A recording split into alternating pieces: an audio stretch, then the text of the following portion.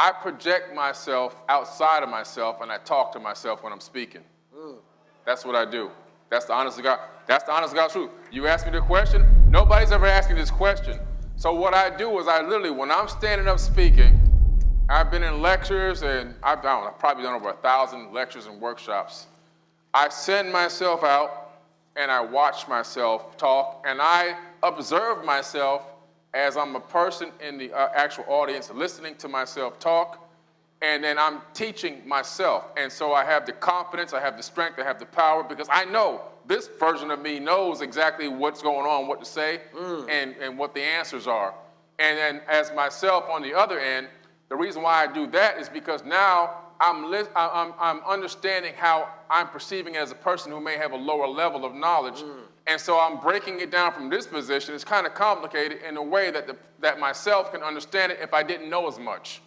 And which is why I've been able to communicate with so many vast arrays of topics and so many people, because I could take complex ideas and concepts and break it down and make it simple and understandable for the average person. But I do it to myself. High level, B. 19 keys. 19 keys.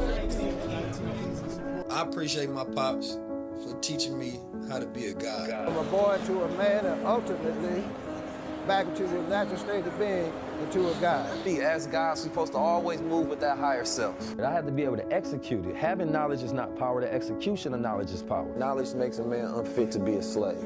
Because the only real knowledge you can get is knowledge of self.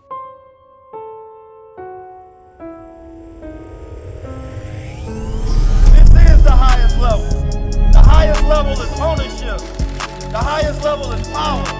The highest level is sovereignty. The highest level is higher consciousness. The highest level is when we own our own culture. Excellence at a very high level. Appreciate it. Not eye level. A high like that. It's time for a high level conversation. We're here for another high level conversation. 19 keys, and this is a high level conversation. Tap in with the God. Well, this is the first ever high-level conversations live edition, and y'all are part of history, so make some noise for yourselves one time. Come on. We are a powerful people. I know you feel it in your chest. We will always be a powerful people. Only through disillusionment does our soul find its true rest. What now? What now? I can't lie because what this is a dangerous mind. I can't lie because we just stepped into a high level conversation. I need you both. I need you both. I said I can't lie. I said I can't lie. Damn, I can't lie.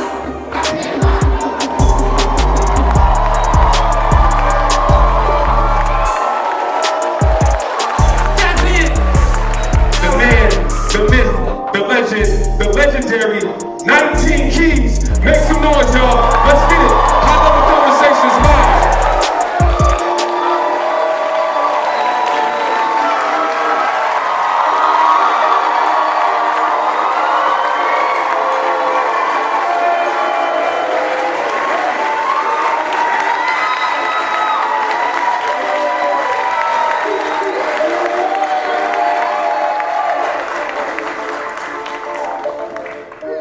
Peace, family. It's good to see all you beautiful people here today. I first and foremost want to thank you for showing up for yourself. We living in the midst of one of the most treacherous and dangerous times to be alive, but it's also one of the most beautiful times to where we can thrive and be at our best. Today, the fight that I always speak upon, the greatest fight that each and everybody has, is a fight for your mind. See, the devil's greatest job is to distract you. He has no other job but that, really, is to distract you. See, in hypnosis, the only way that you can get the mind to receive something is when it's distracted. So you got your left brain, which filters things to make sure that that which you are receiving in your right brain, your imagination, is real and it's not harmful to you. So the hypnosis guys, what he does is he tries to put your left brain to sleep by distracting it or putting you in a low state of vibration or frequency. See, the same thing that is done on a consistent and daily basis, when you open your phone, when you look at TV, when you talk to a friend, all they talk to you about is distractions. And they don't even realize it. Every time you go and open that phone, there's another distraction putting your mind to sleep, literally putting you at a low frequency. But the highest frequency, they consider that to be gamma. You have a heightened sense of focus, a heightened sense of alertness, a higher sense of emotional resilience. Things are not triggering you. You're getting work done. You are in a state of flow. We are able to take the ideas that exist in your imagination and you can bring them into reality. But see, they know that. And today is election night. Election night. Even though the rest of the year they didn't spend every single day educating you on the bills. They didn't spend every single day helping you understand the political process. No, they don't want you to be educated on lobbying and voting and how the decisions are made at each and every level. Because then you'll be thinking and you'll put a higher degree of responsibility onto them. No. We want the greatest choices that you have to make are the ones that you think the least about. The way you eat, the people you are around, the things you think, the people you vote for. They are all oversimplified because when it's time for you to do the thinking, you are distracted the whole time, so you don't really know what to think about it. So we look for somebody else. Tell me, yo, what you think about this? Because the whole time you weren't thinking at all. See, high-level conversations is all about getting you to think. Allowing you to become a lion in the midst of wolves or in the midst of sheep. Because there are shepherds, there's wolves, and there's sheep. See, sometimes the sheep is fooled, thinking that the shepherd is there for them, but really, that's a wolf that's coming to eat you. This government, pharmaceutical companies, the food that we eat, these are all wolves. They don't care about your well-being. They don't care about your life. You are nothing but cattle to them. If you allow yourself to be. And the only ones that they respect are those who operate on a higher frequency domain. The ones who are not asleep. You know that stage in sleep is called theta waves. When your brain is in a deep, deep sleep. Right? It's right before beta. See, most people are asleep as they walk around because thinking is a very deliberate action of a human being. And we do very little of it on a daily basis. I was just teaching my students in the BWO about, circadian rhythms. Anybody heard about that? How many people heard about ultradian rhythms? Ultradian rhythms, circadian is a 24-hour cycle of what the body goes through biologically. So there's times when you're more heightened, times that you should eat, times you should defecate, times that you even for intimacy. There are different cycles that your body actually goes through on the biological rhythm. Ultradian rhythms are different states that you go through throughout the waking day that lasts about an hour and a half. So the way that it works is you have a 90-minute cycle from the time that you are waking up that starts to begin to where you're at a heightened sense of focus, to where you can get the most work done. Then you start to go through a slow cognitive decline to where you go through a cycle of a little stress. That work you was doing that was easy to do becomes a little harder. And then they have an alternating healing process that takes about 20 minutes. So you have cycles within cycles. Then there's the infraradian rhythm. That infraradian rhythm is like the menstrual cycle. It's not 24 hours or particularly a day, but there are more cycles. Same way that we have cycles of the moon, and it's a 13-month calendar. See, most of the time we are so off rhythm from our cycles that we don't know when it's the best time to do things. Right? See, this world is built off understanding you and making you the product of your own cycles. They know when you're stressed, so they know when to sell you things. They know when you have fear and irrationality. They know that December is a cycle of the month when most people start to catch seasonal depression, when you're not feeling good about things. So they're not going to have you voting in the times of summer. No, you got to vote when you're depressed so that they can play upon those fears. Vote comes from the word votum, meaning to pledge to a deity or a god. The entity of the government is the God, and they put representatives for you to vow a pledge to so that you can surrender so that they can save and they can think for you. See, everything about this system has been designed. We go through economic cycles to where we have great activity, we have peaks, then we have recessions. It's the same thing within the body. Some of you all think that you're at a low point in life, but you're just at a cycle in your life.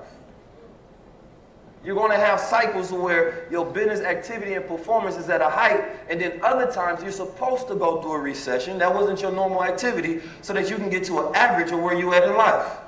And the more you increase within those cycles, the higher heights that you have.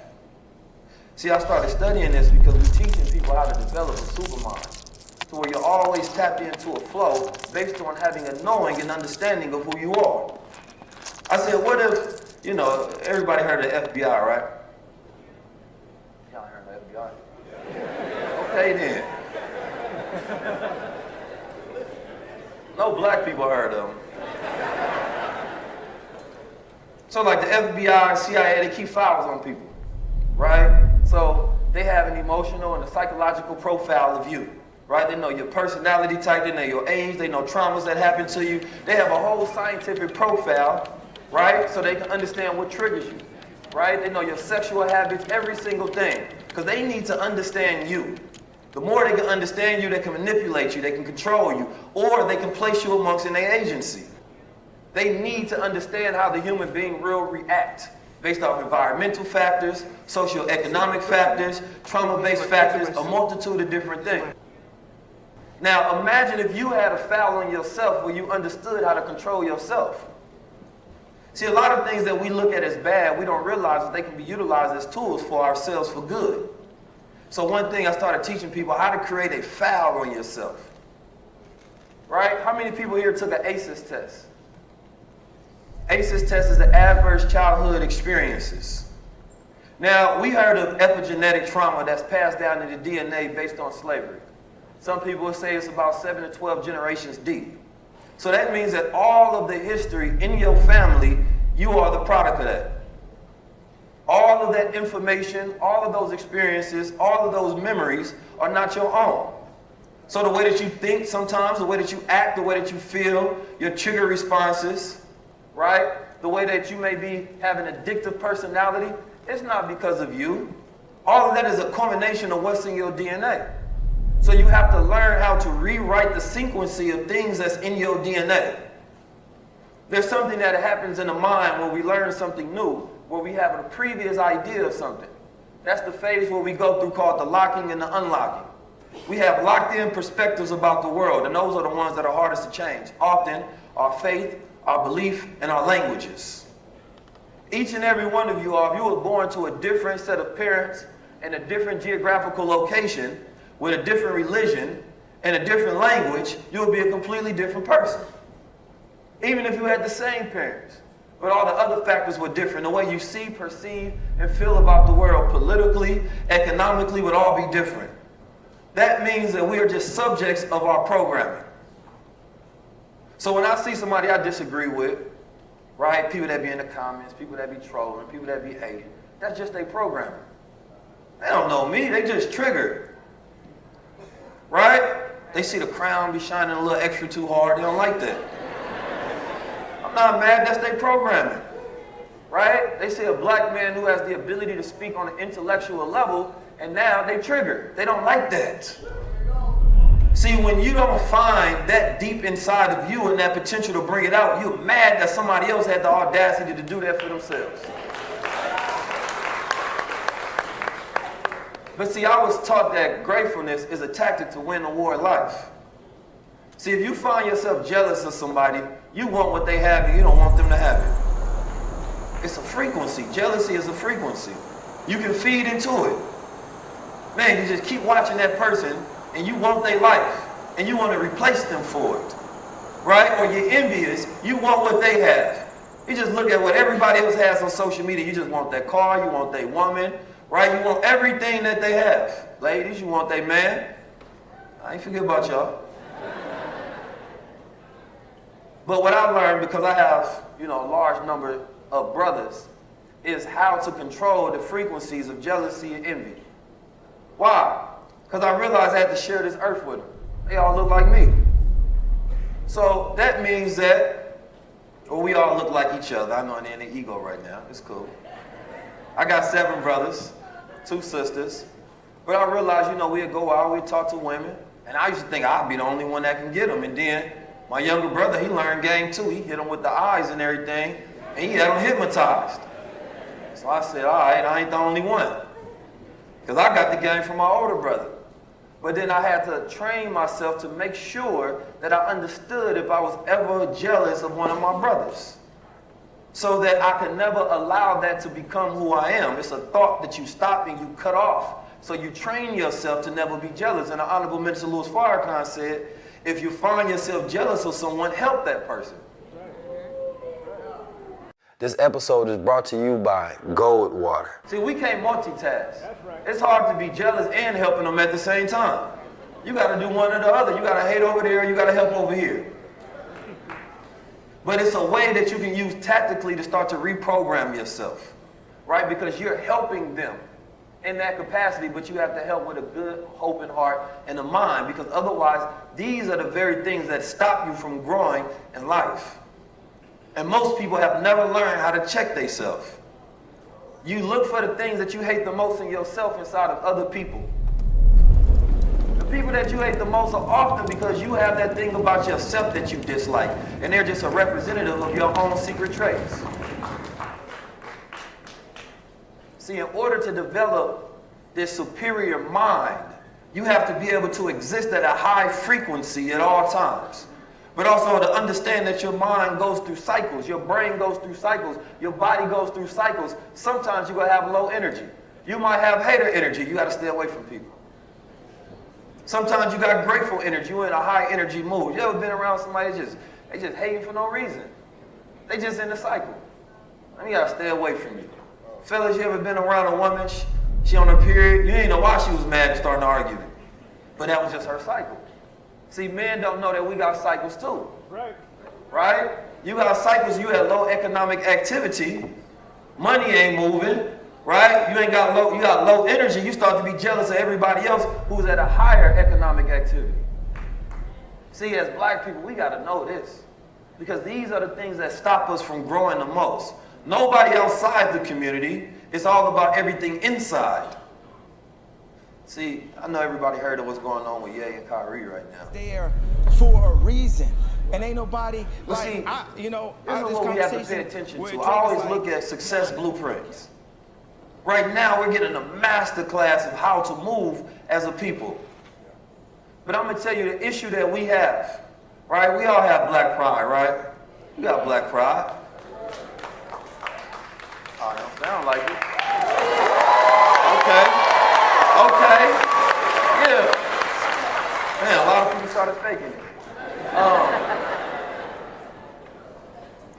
What I believe that is even as or more important is ethnic pride. See, hold on, no, hold your class. Let me break it down. There's a difference between your race and your ethnicity. That's fine. See, our issue is we have an ethnic problem. And they've been practicing an ethnic cleansing on us right in front of us, and they do it in the name of diversity. See, your race, you're from the black race. They consider you to be a Negro from Africa origins, right? So we think we all the same, man. There's just nothing but black people in here. But wait a minute. When you start breaking down people's geographical location, their faith, their beliefs, their language, their religion, right? Their customs, now you find differences, because we don't all agree on that. So when you see one people who have the same ethnicity, it's easy for them to move as a people because they're not confused. Jews, average Jew, represents as a white person. I think it's somewhere around 60 to 70%. So the race, let's say, is white, but the ethnicity is what? Jewish. See, we have more ethnicities inside our race than any other race. We got different flags. We represent different origins, represent different beliefs, different values, and then we say we need to come together. Why? We don't believe the same thing. We come together and it's a fight. Because we disagree. Kyrie Irving said something key. He said, this is find your tribe season. It's really about...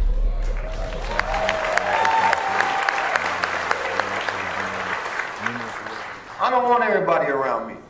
You may be from the hater tribe. There's whole tribes that just hate. They get together, then they gossip, and they hate. They created whole rooms from that. They got shade rooms. They got alerts for it. It's called ball alerts. They got worlds for it. It's called spiritual world. These are just places where they put nothing but gossip, entertainment, and hate. Because that's the tribe they come from.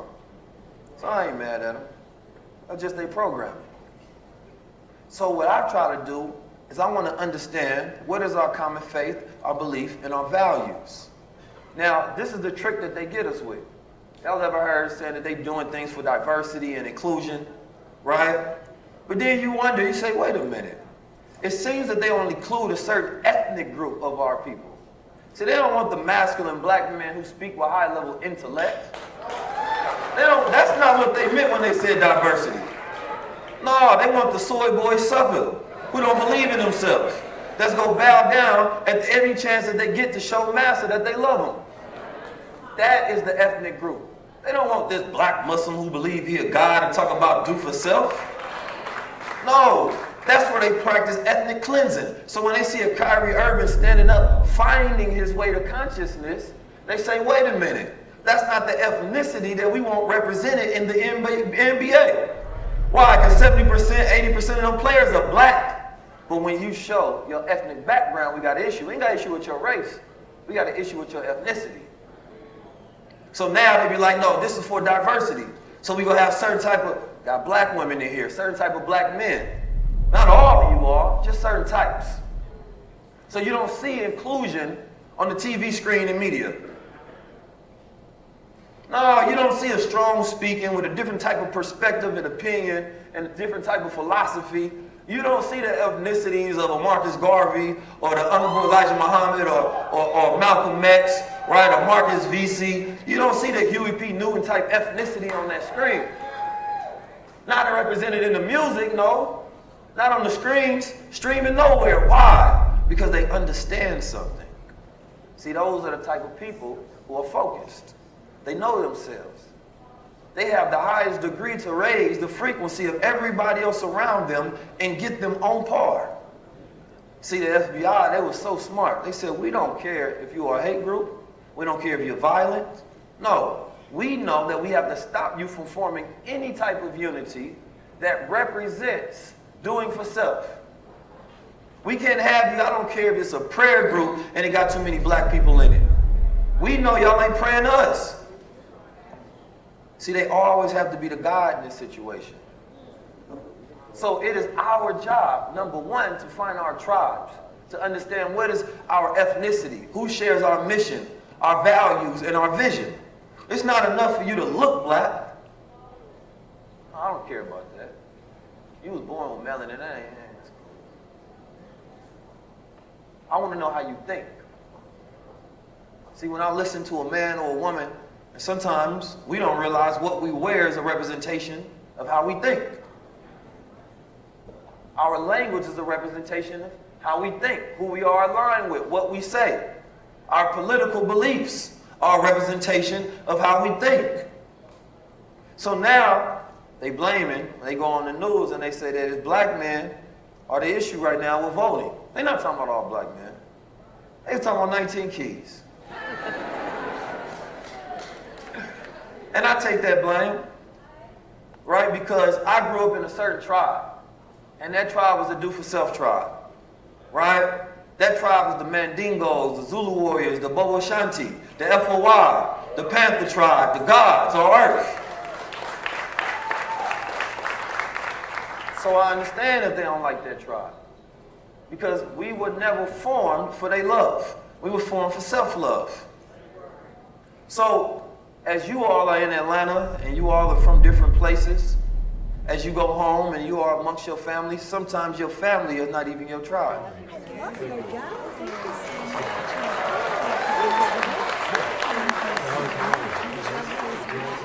You have to ask them, sit down with them, survey them, investigate them, question them.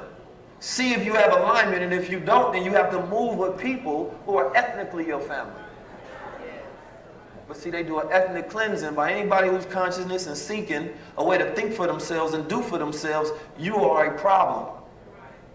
See, how dare you talk about lyric reform? How dare you teach people how to eat right? They make fun of you for being conscious, and they trained our own black women to make fun of us. Oh, you hotel. She couldn't tell you what the definition of it was. But we do it based on connotation, not definition. Connotation is what you feel, the feeling, the emotion embedded into that word. But you don't know how to define it, so you don't even know if you represent it. See, they got us controlled by our emotional states. But we have to get to a place where we are intellectual people to where we know how to think. It makes us very hard to be controlled. So now I've seen somebody say, well, don't worry about if we got tangibles now. Just let them in office. Wait a minute. So you only tell a fool that. What you mean, don't worry about that? How is that your pitch to get me to vote? That makes no sense. That is the only thing I'm worried about. Because we've taken that same instruction of, let's just let them in, and then, once we got them in, we can control the house. We've been going through the same cycle and same pattern over and over and over and over and over and over. It's a repeat, wash, rinse cycle. And see, I was talking with my brother Rashad, we say, listen, do what you have to understand. You have to understand the system. See, if you understand the system, he said, brother, don't you know there's enough black congressmen out there that if they all decided to hold their vote, they can get reparations now? I said, damn. So it ain't how many of us that we vote, it's how many of us that are thinking our own code, and that's the same. The power already exists. The question is not just getting new people in. What about the damn existing people that we put in office? What is their responsibility? But see, as a community that just votes with paper and they don't vote with their dollar, can't say nothing. The brother said, talking to Rashad, the brother said, not one black super PAC has ever come to me about their issues. See, a super PAC is one that put their money where their mouth is. See, the Jewish community, they represent 2% of the population, so therefore, they can never win by voting. Right? See, a corporation also has the right to vote, but it can vote with its dollar since it's not a living, flesh human being, it's a person. So the way that they vote is that they go to these PACs and they lobby, and then they send them to represent their interests in the company. Because as an LLC, you have rights. And they did that because they stole the rights from black people when they was rearranging, so-called trying to give us rights, but in reality, they were strengthening the economic and the capitalistic system. But why is it none of these people that tell us to vote give us a breakdown about lobbying? Why is it there not one black super PAC, but a millionaire and a billionaire can get on TV and tell you to vote? Wait a minute, see, the power of somebody that got money can't be the same power of somebody that poor. You can't tell me that we both got the same strategy. So what we have to do, if you're going to vote, you have to first get the money, put it behind the issue, put the person in there that represents this money and this issue. Now you own them. We don't just want to vote for a politician, we want to buy a politician.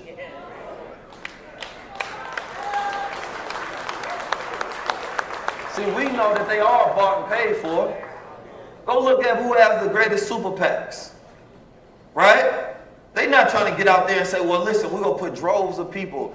They can't get no 45 million black people like we got. Closest they got, you got blacks and you got browns, Hispanics, right? So we can utilize the numbers and voting power, right? Asians, Jews don't. But yet they got more money than us. Because they realized that our savior was never going to be a vote. It was going to be in our education. It was going to be in our family. It was going to be in doing for self. So these are the things that they put as their priority because they knew that they could not rely on a political system to get them justice. So they said, let's rely on the economic system. We understand the way things work in this world. And so nobody speaks to black people like this whatsoever, but we talk all this politics all day long. But nobody come and talk money. See, they get mad at me when I say this. I say, well, If we put the same amount of energy that we do into the politicians as we do into the thought leaders and the educators and those teaching us, then we will have everything that we needed overnight. So how come that's not on TV? How come the celebrity not using their platform for that? Because they bought and they paid for it. Because ethnically, they not black. Ethnically, they're green. The almighty dollar. So I want you all to think. I can't force you to think anything. I'm just presenting evidences for you to go off. Go ask them, where's the black lobby PACs? How come nobody's putting their dollar in? That means that they don't believe it. We put our dollars in charities. We put our dollar in liquor. We put our dollars in entertainment. We goddamn get in front of our people and we brag about being millionaires and billionaires, but we won't put a dollar towards our salvation. And see, they don't want this type of information to become a normal. They don't want that. So I'm not against voting system. I'm against thinking that the only system towards power is voting. That presenting it in that way that is going to save us is a false reality. But see, if you're distracted all year long, then you're not thinking, you don't know this, you don't care. But see, each and every one of you all have a superpower. See, I always ask, what's the greatest asset? Somebody know this. I knew y'all was gonna say that. I don't believe time is the greatest asset. Your mind is the greatest asset. You can have all the time in the world, but if you don't have a mind to know what to do and how to utilize it, you can't do shit. See, there's different people that got different time. You got fool's time, that's a fool. Smart people, they got smart time, right? Powerful people, they got powerful time. You gotta ask yourself, what type of time am I on? What type of time do I have? Some of you all got lazy time, ain't doing nothing. Some of you all just got sex time. Every day you're just thinking about sex, trying to get towards it. Time is not the most quality asset. If you want to afford anything on this planet Earth, you do it through your mind. The mind is the most valuable thing ever to exist. Every idea that is inside the mind can be brought out into reality. So this is why different people can live longer, because they do more with their time. They live more life. By educating yourself, it has been proven that you can actually live longer. But see, when you become more effective and you're doing things that take a shorter amount of time or go a greater distance, you're actually living longer. This is why it's important to know yourself, to know your rhythms, to know these cycles, to know these patterns, to know these habits. Because some of you all can spend a week on something that may take a person just a minute, because they're more intelligent, they have more influence, they have more power. We just spent the last 100 years trying to figure this thing out. We could have just been studying everybody else who already figured it out. Every other community seems to figure it out. And this is why I say it's all about the mind. The domain of the mind exists beyond space and time. It is very powerful. I'm not talking about your brain, but it's also important when we talk about mental health, we have to understand the correlations between our brain health, right? So if you want to have the proper mind, you have to have the proper brain. You have to be eating right, thinking right, doing right. But when we're talking about this mental capacity that you have, if everybody in here had the highest quality of thinking, the highest level of frequency, it would be impossible to stop you from getting anything. Because if you are able to concentrate, that is prolonged focus. That means that I can prove that I'm a God. I know some of y'all say that's blasphemy, right? But see, if I can take a thought that's in my mind, something that I picture, and I can bring it to reality, you can't tell me I'm not God.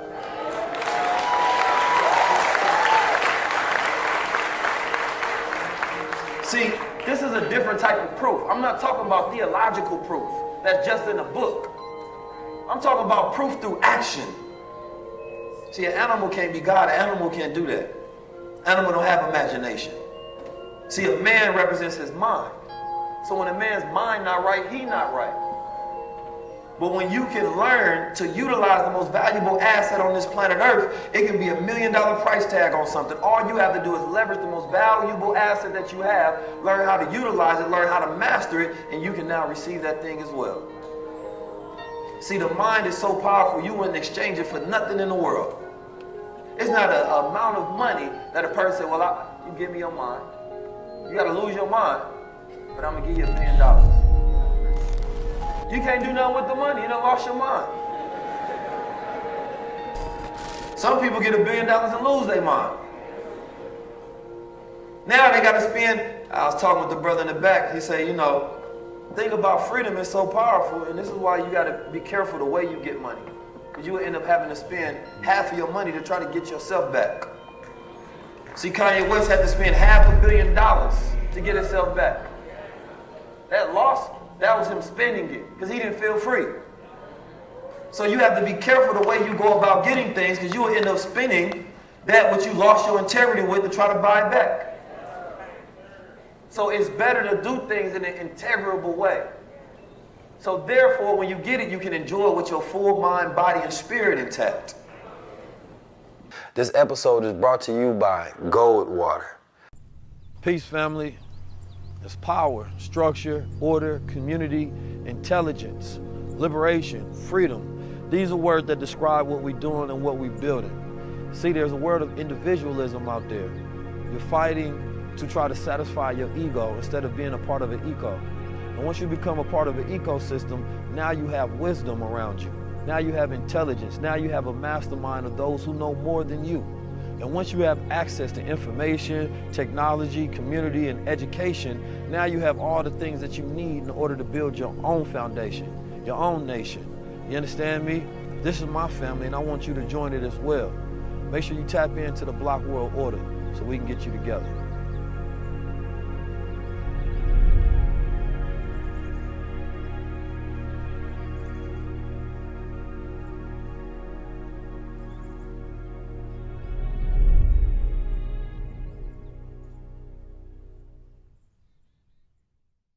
I need everybody to stand up.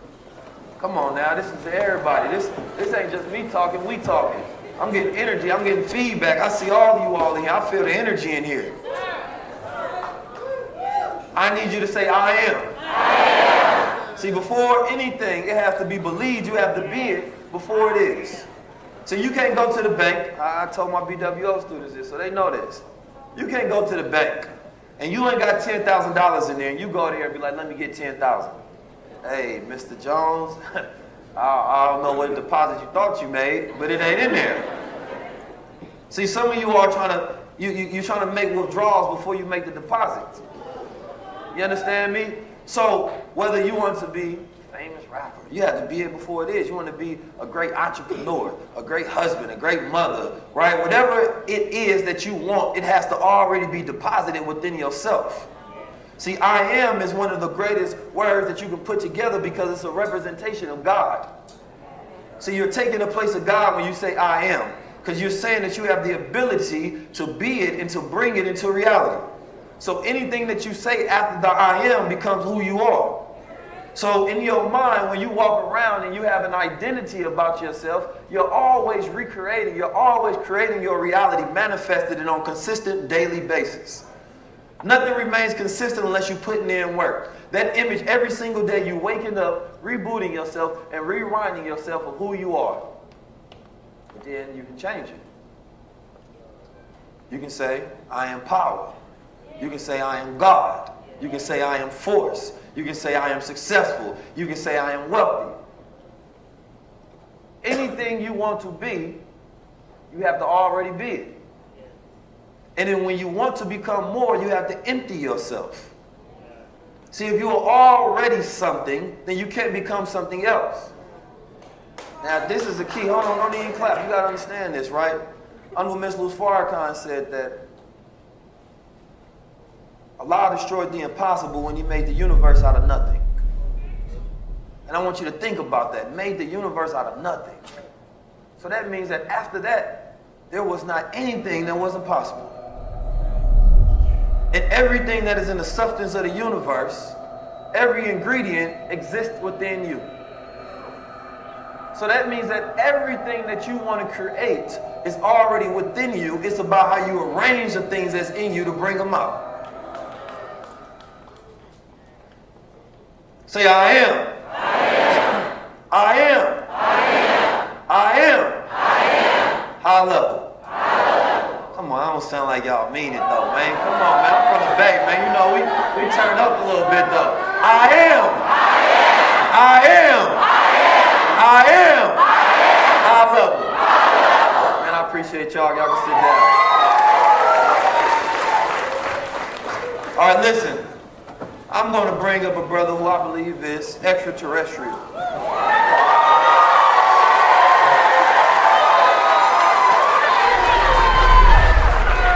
Man, I had a conversation with this brother. We down there broke the internet. We was talking about aliens, multi-dimensions. We was talking about a multitude of things, and what we proved, that black people are interested in more things than sex, murder, and violence. See,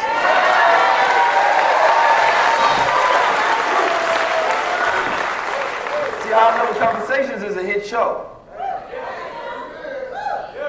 They be afraid to put that out there because now they have to compare to it.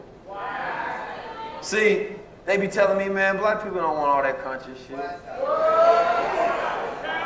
Just think about what that means, though. That means that you are purposely giving them things that are unconscious.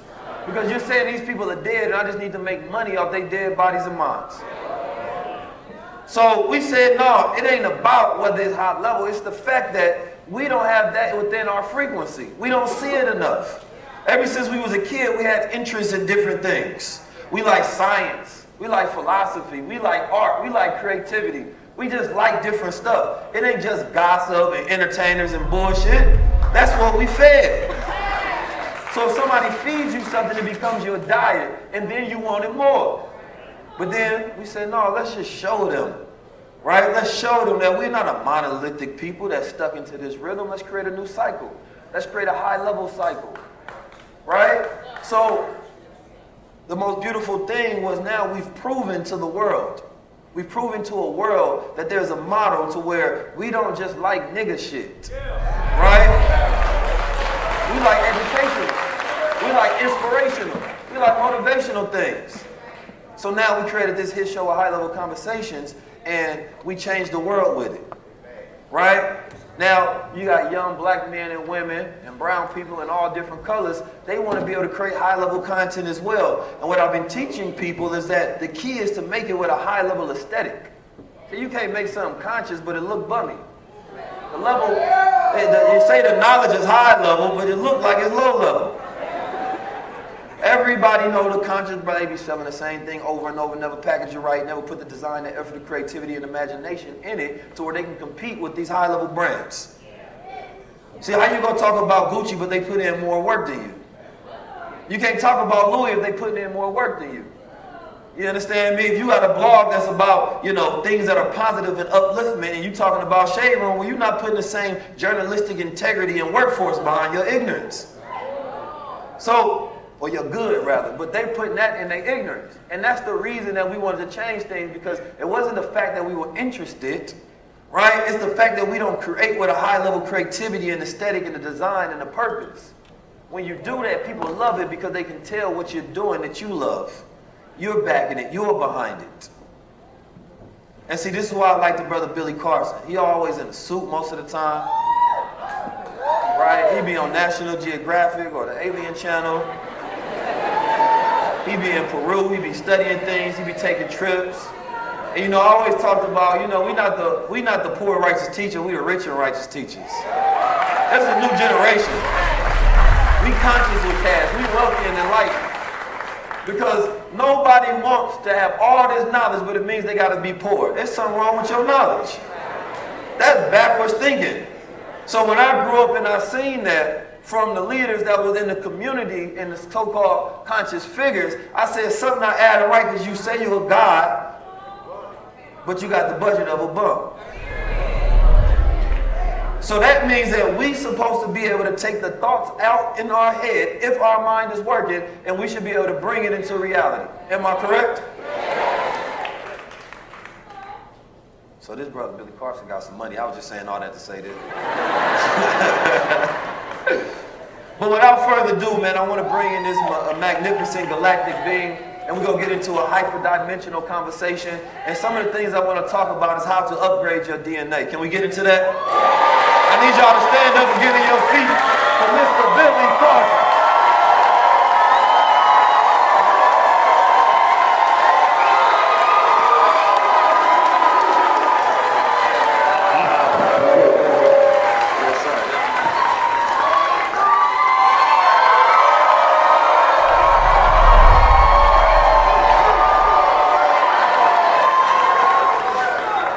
Can I get a water on stage?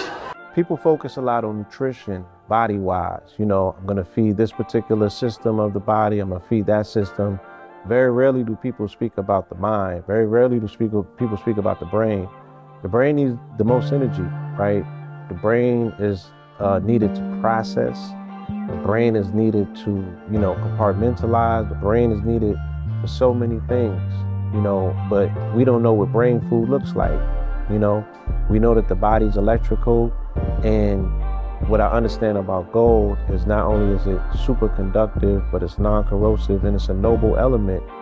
So they say that if I am what I eat, I want to be noble. You know what I'm saying? I want to be of the highest degree, and I also want to focus on mental health. I want to focus on gut health. I want to focus on energy. I want to focus on youth. I want to focus on, accessing pineal activity, hormonal balance. Everything the gold represents is what I want to see more of. So what better thing to do but align myself with this particular product and get it out to as many people as I can by singing the praise of gold, which is something that our people have been doing for over 10,000 years.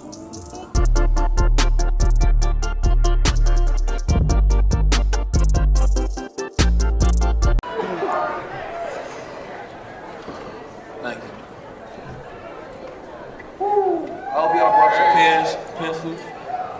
Mic check, mic check. Wow, they are here.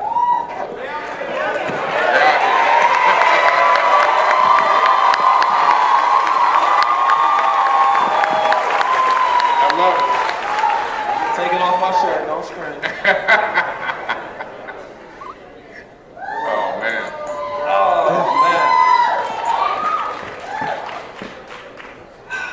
Mr. Carson. Yes, sir. First of all, I appreciate you being here, man. Hey, it's my pleasure, man. You my brother from another planet. You understand me? There's rare human beings.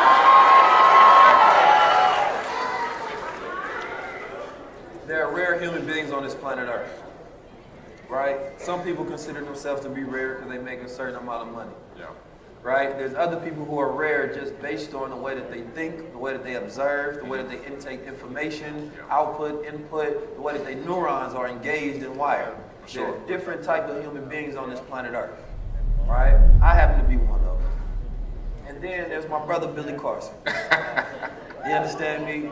There's people who talk about aliens, and then there's people who are aliens. That's my brother Billy Carson. You understand me? No, for real, I admire people's minds, right? So when I talk to any man or woman, I'm listening to the way that they think and the way that they process information. Right. Because as we talked about it before, the input of the average person is very low. Yeah. They don't think for self and they don't know what to think. Mm-hmm. You go into a myriad of different subjects that are complex, right? That are, I would consider to be the alternate education than the theses that are indoctrinated to the average human being, right? Not the things that's taught in school, right? And you make things that are seemingly uncool very cool, right? But some of the things that I hear you talking about, and I'm listening to the science of it, man, I said that's key. And I think that if the average person knew these methods and they had this knowledge, then they can start unlocking some of those secrets within self. Right. You know, the number 19 keys come from a quote by Master Art Muhammad. He was the one who taught Elijah Muhammad. Elijah Muhammad is the one who raised the nation of Islam. Right. Elijah Muhammad was one of the first people in the 1930s to even talk about UFOs, spaceships, to give Facts. a very accurate and measuremental breakdown on what that was. Mm-hmm. After that, there was a program that was started to start tracking UFOs, right? And the crazy thing about it is nobody ever challenged him on it. Yeah. The government never tried to call him crazy for that. Yeah. But you would think that that would be easy, low-hanging fruit. Mm-hmm. But they understood because they learned from it. Mm-hmm. See, a lot of the things that we think are crazy within our community, they sit back there, learn, absorb, and observe. Oh, yeah. They analyze that data, and then they execute based on that. So, but beyond that, you know, getting into this information and understanding, you know, just the different type of people that exist on this planet Earth, but the average person here that is brown, right, that seemingly may have a background that is somewhere within slavery. Right? If you are American descendant of slaves, then you know that slavery, chattel slavery specifically, is in your bloodline. Yeah. There's also things in your bloodline like being a warrior, right? Being a king, being a chief, being a scientist. Yeah. We all want to be related to the people in ancient Kemet, but everybody wasn't building pyramids. Right. Right? Even if they were just workers. Right. Right? But I want to talk about epigenetics a little bit. And how do we as a people, because there's a lot of distrust, there's a lot of hate, there's a lot of jealousy, there's a lot of envy, there's a lot of these different things. There's, for equal of every one of those things, there's creativity, there's imagination, there's invention, there's innovation at the same time. But how do we get to a place where we can start upgrading our DNA so we can start rewriting the sequences of how we think? Yeah. Man, this is a great topic, first of all, because this is what we need. You know what I'm saying? I don't like wasting time. When I speak words, when I put information out, I want it to serve a purpose. And this conversation is serving a purpose. Yes, sir. Absolutely. And so when we're talking about DNA, first of all, let's understand a little bit about the DNA. DNA is a storage medium, meaning it stores information in volumes, okay? And a scientist named George Church actually took a digital ebook and encoded the digital zeros and ones into CTAGs, which are the DNA reading format, and then he downloaded that book onto DNA. Then he said, this is interesting. DNA can store digital data. Then he took the book from the DNA and he uploaded it back, put it in a little device, converted the CTAs and Gs back into zeros and ones, put it back on the server. He said, oh, this thing has upload and download. It can send and receive information. And then he said, let me replicate my book. Let me see how much I can fit on 1 gram of DNA. He replicated the book 70 billion times. A full book with images and photos and data and words and paragraphs. He replicated it 70 billion times and put it, 1 gram is a drop, one little tiny drop in DNA. And he said, wow, now they're sending and receiving information from DNA via wireless information, Wi-Fi.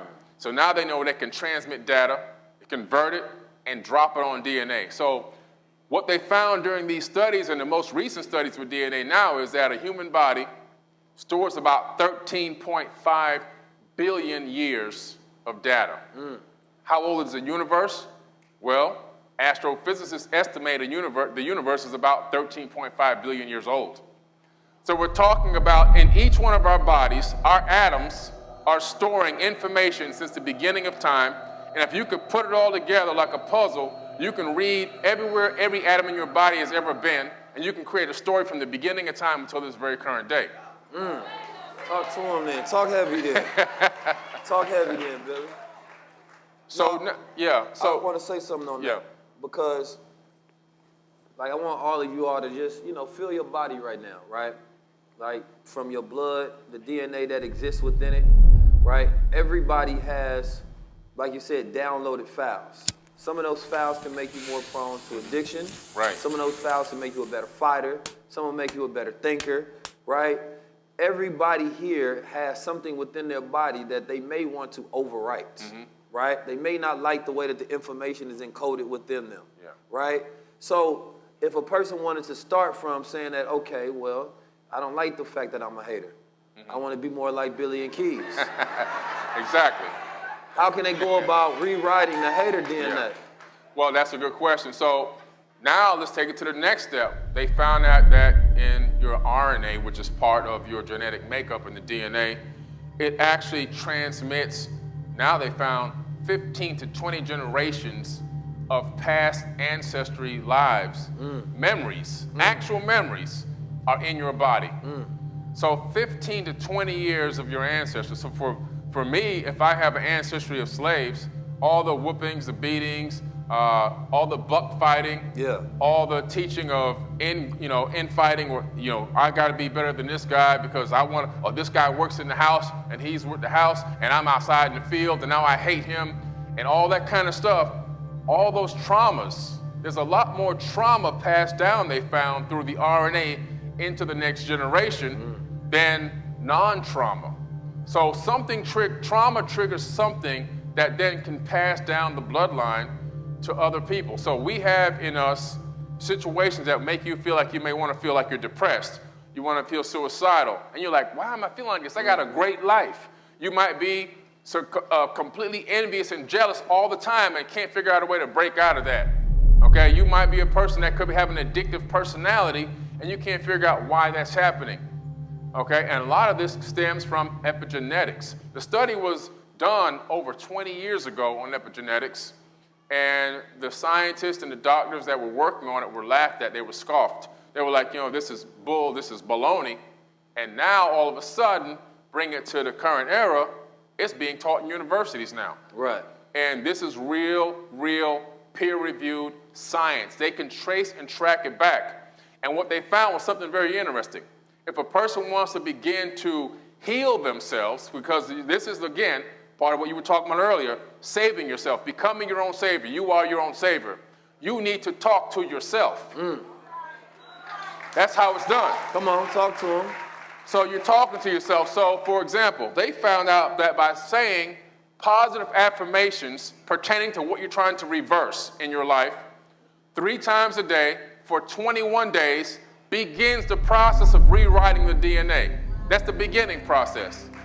This scientific experiment has been replicated now dozens of times all around the world, and they know that now we have the power within our own selves through cymatic frequencies, which are the sounds that come out of your vocal cords.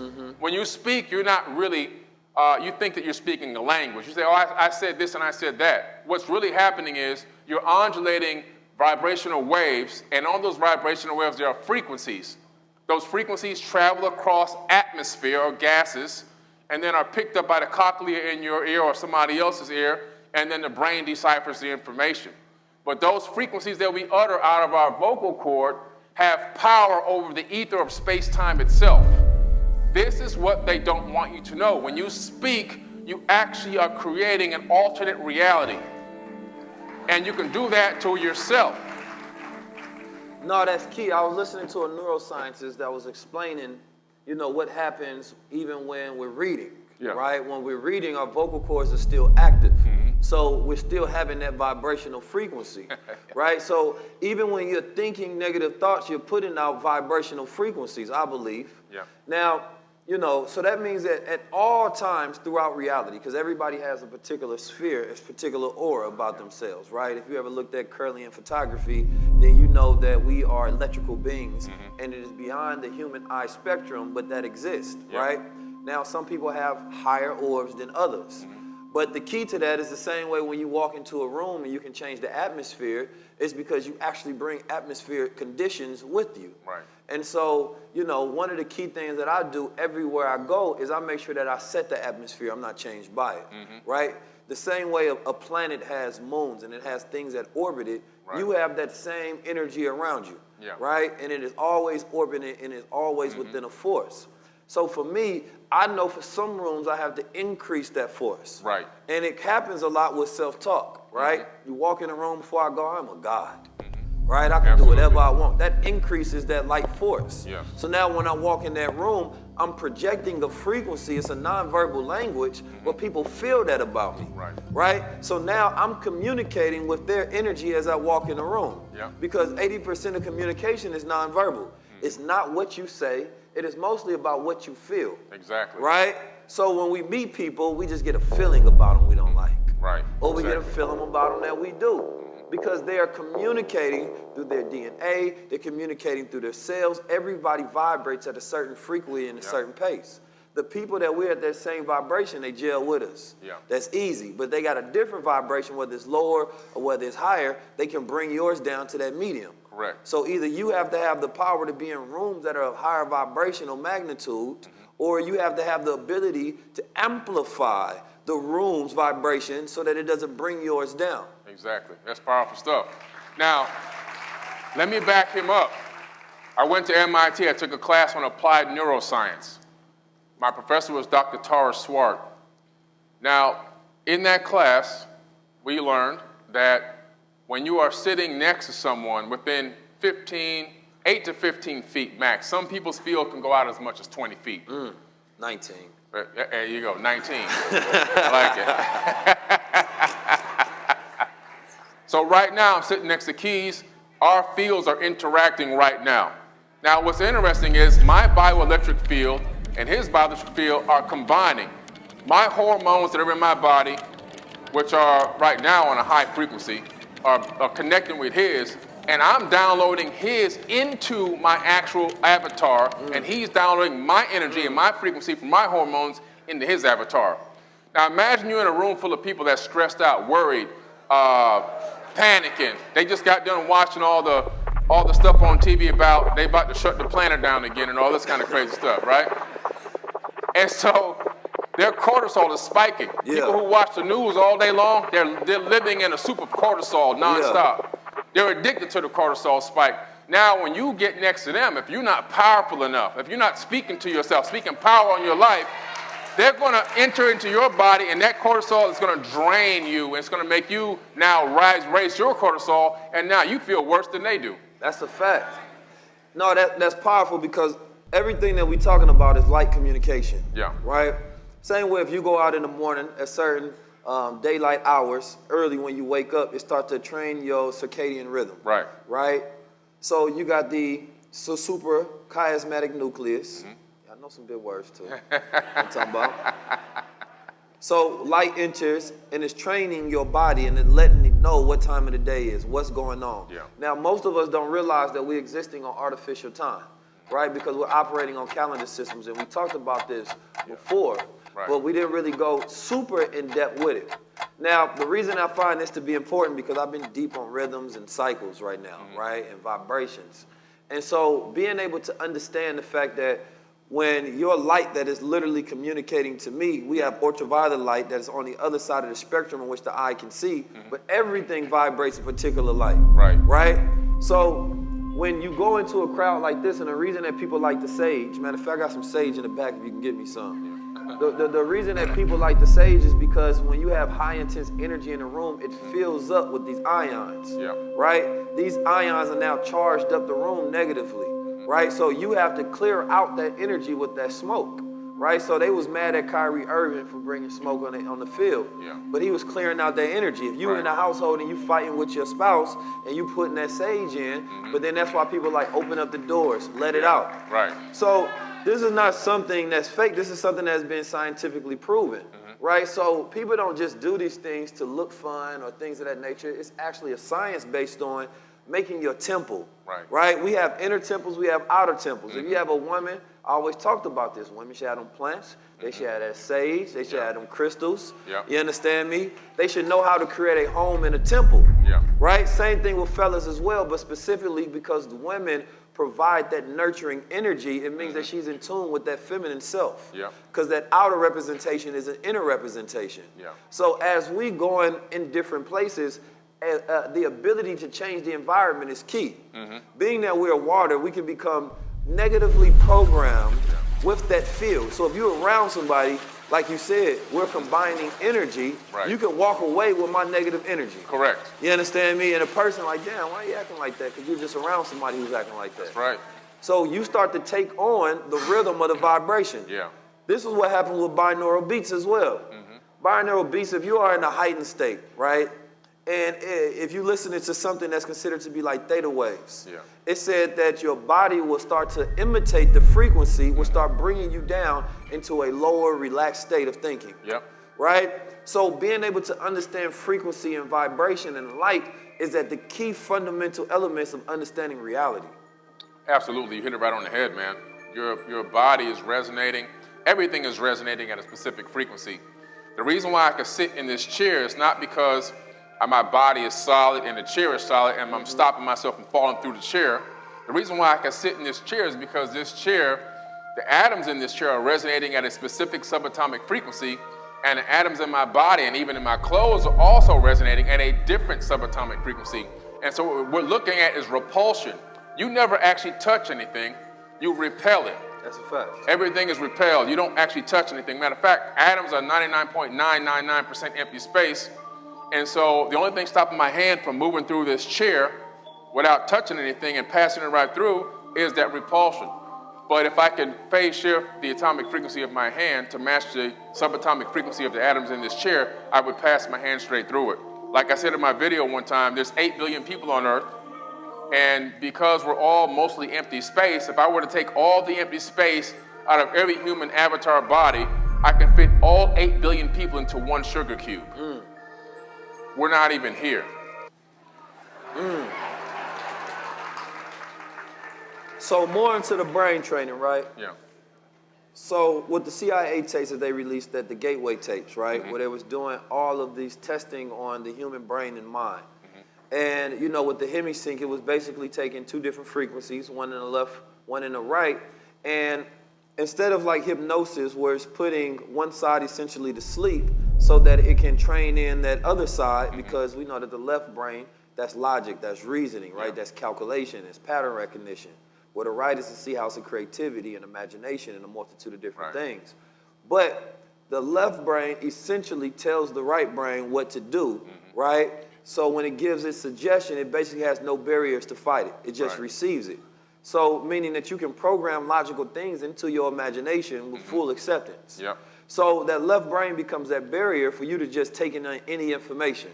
But now when you're listening to music, what's happening? You're bobbing your head, right? You are in a state of agreeance, right? You are relaxed. That left brain is falling asleep. And now that right brain is there to just receive suggestion, right? Now, I wanted to talk about the hemisync because, you know, I've been training my own brain and I've been listening to these binaural beats. And I believe that everybody should do this, right? You find yourself in a heightened sense of, you know, anxiety or stress or depression. Listen to nothing but binaural beats and allow yourself to be in a state of relaxation, right? Now, that theta wave is the second to being the deepest part of sleep. Because even when we sleep, we go through different cycles, right? From heightened, right, to a very lower unconscious state of sleep where we're on the deepest and where we just resting. And even if somebody was making noise, you wouldn't be able to hear them. So then we have the states where we go towards closer to lucid dreaming. And lucid dreaming normally happens when you're actually about to wake, not in your deeper parts of sleep, because you're closer to consciousness, right, awakened state. So as we exist in this reality, we're always dreaming. We either have dreams where we have them by ourselves, or we have dreams where we have collective dreams with everybody else, right? The thing about the collective dream is that we are all our own nomads and our frequencies are fighting everybody else's frequencies. So you don't have the ability to explicitly just to control reality the same way you can in your self-dreaming state. Now, your mind is fighting against my mind, right? For control over reality and what's real and what's not real. Reality essentially is just a collection of ideas that we believe or we don't believe. And perception is skewed based on what we believe. So, but I wanted to know some of your take on the hemisync files, right, that the CIA was doing, because they basically was telling the world after they released them in the 90s, right, that, you know, consciousness is real and that having psychic intuitive abilities is real and they can be honed and trained.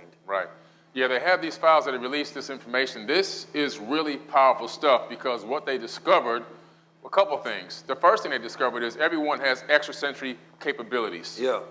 Extrasensory powers, telekinesis, psychic ability, you know, the ability to actually move things with your mind. All that stuff is actually a normal part of the human avatar body. The junk DNA, the disconnected DNA, it's not really junk. That's part of the thing that has held us back from tapping into some of those original talents and skills and those sensory perceptions that we already had. They also discovered something where they actually, through the same testing of this, before they came up with this document, was they took two people. They took one person and put them in one room, put another person in another room. The person in one room was blindfolded. The other person was looking at a game screen, a video game screen. It was a very simple game like Pong or something. Now, they were able to sync the minds between the two people, and the person that was just looking at the screen was able to think of the movements that they needed to make. The other person was blindfolded and had the controller and was remote control of the other person's hand. So we know the power of, understood the power of mind linking, mind suggestion, the capability that minds are outside of space and time, but minds can also sync together to help create a specific type of reality. This is powerful stuff. Right. They also understood that they can also lure you into through frequencies through the media. They can transmit subliminal frequencies, and at the same time they're doing that, they can make suggestions to the other side of your brain. And now your brain is taking it all in, and now they've just programmed you. That's why I call it programming. Right. And now they got robots, us, walking around, and they have these keywords and these triggers that they use in different marketing things and in different signs and in different buildings and movies. And they do experiments on us to trigger us to see what we're going to do, how we're going to do it, if the programming took, and which group of people the programming took to the best and didn't. So this is pretty crazy stuff. Now, speaking of that, right, I was watching a study.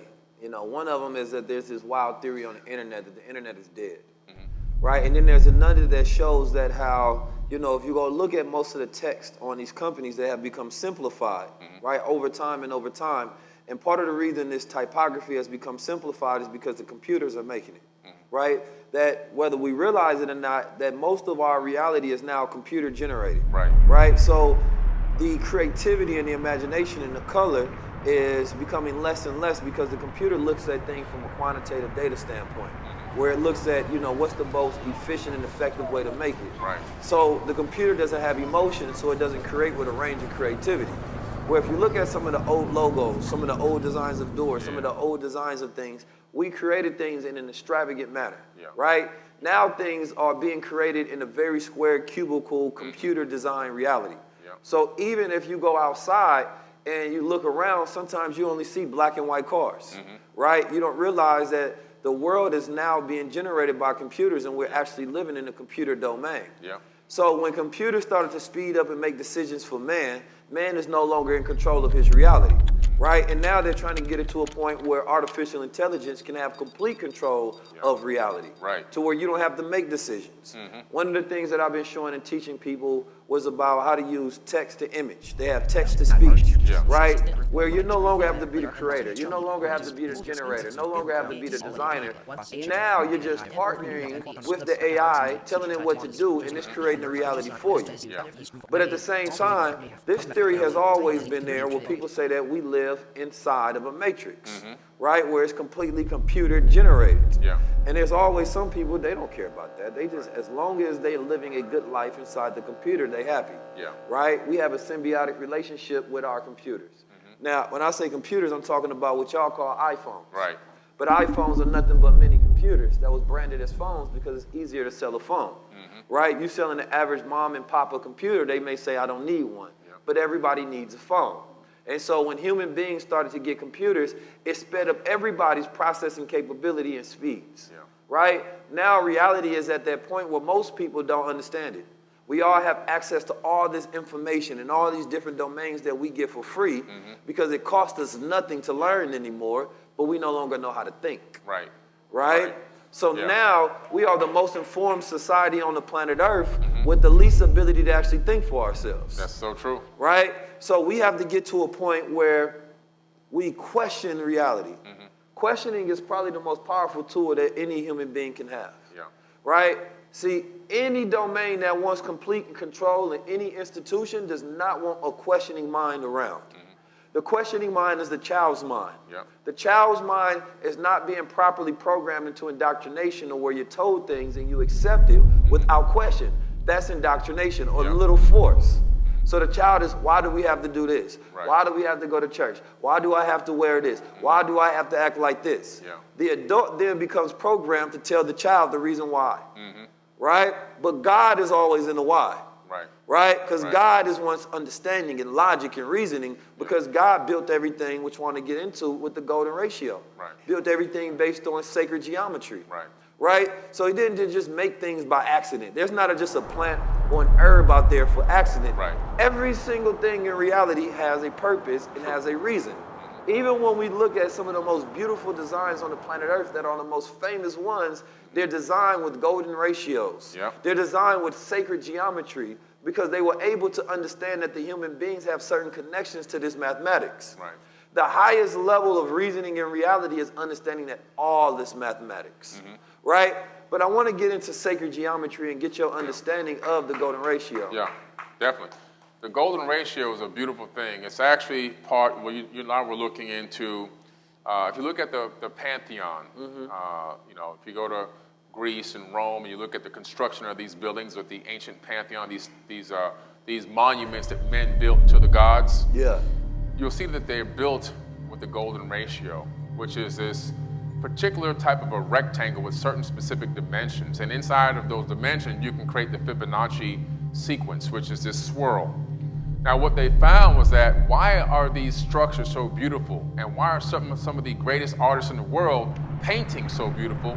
It's because they were able to find the golden ratio and the Fibonacci and pi and phi inside the paintings.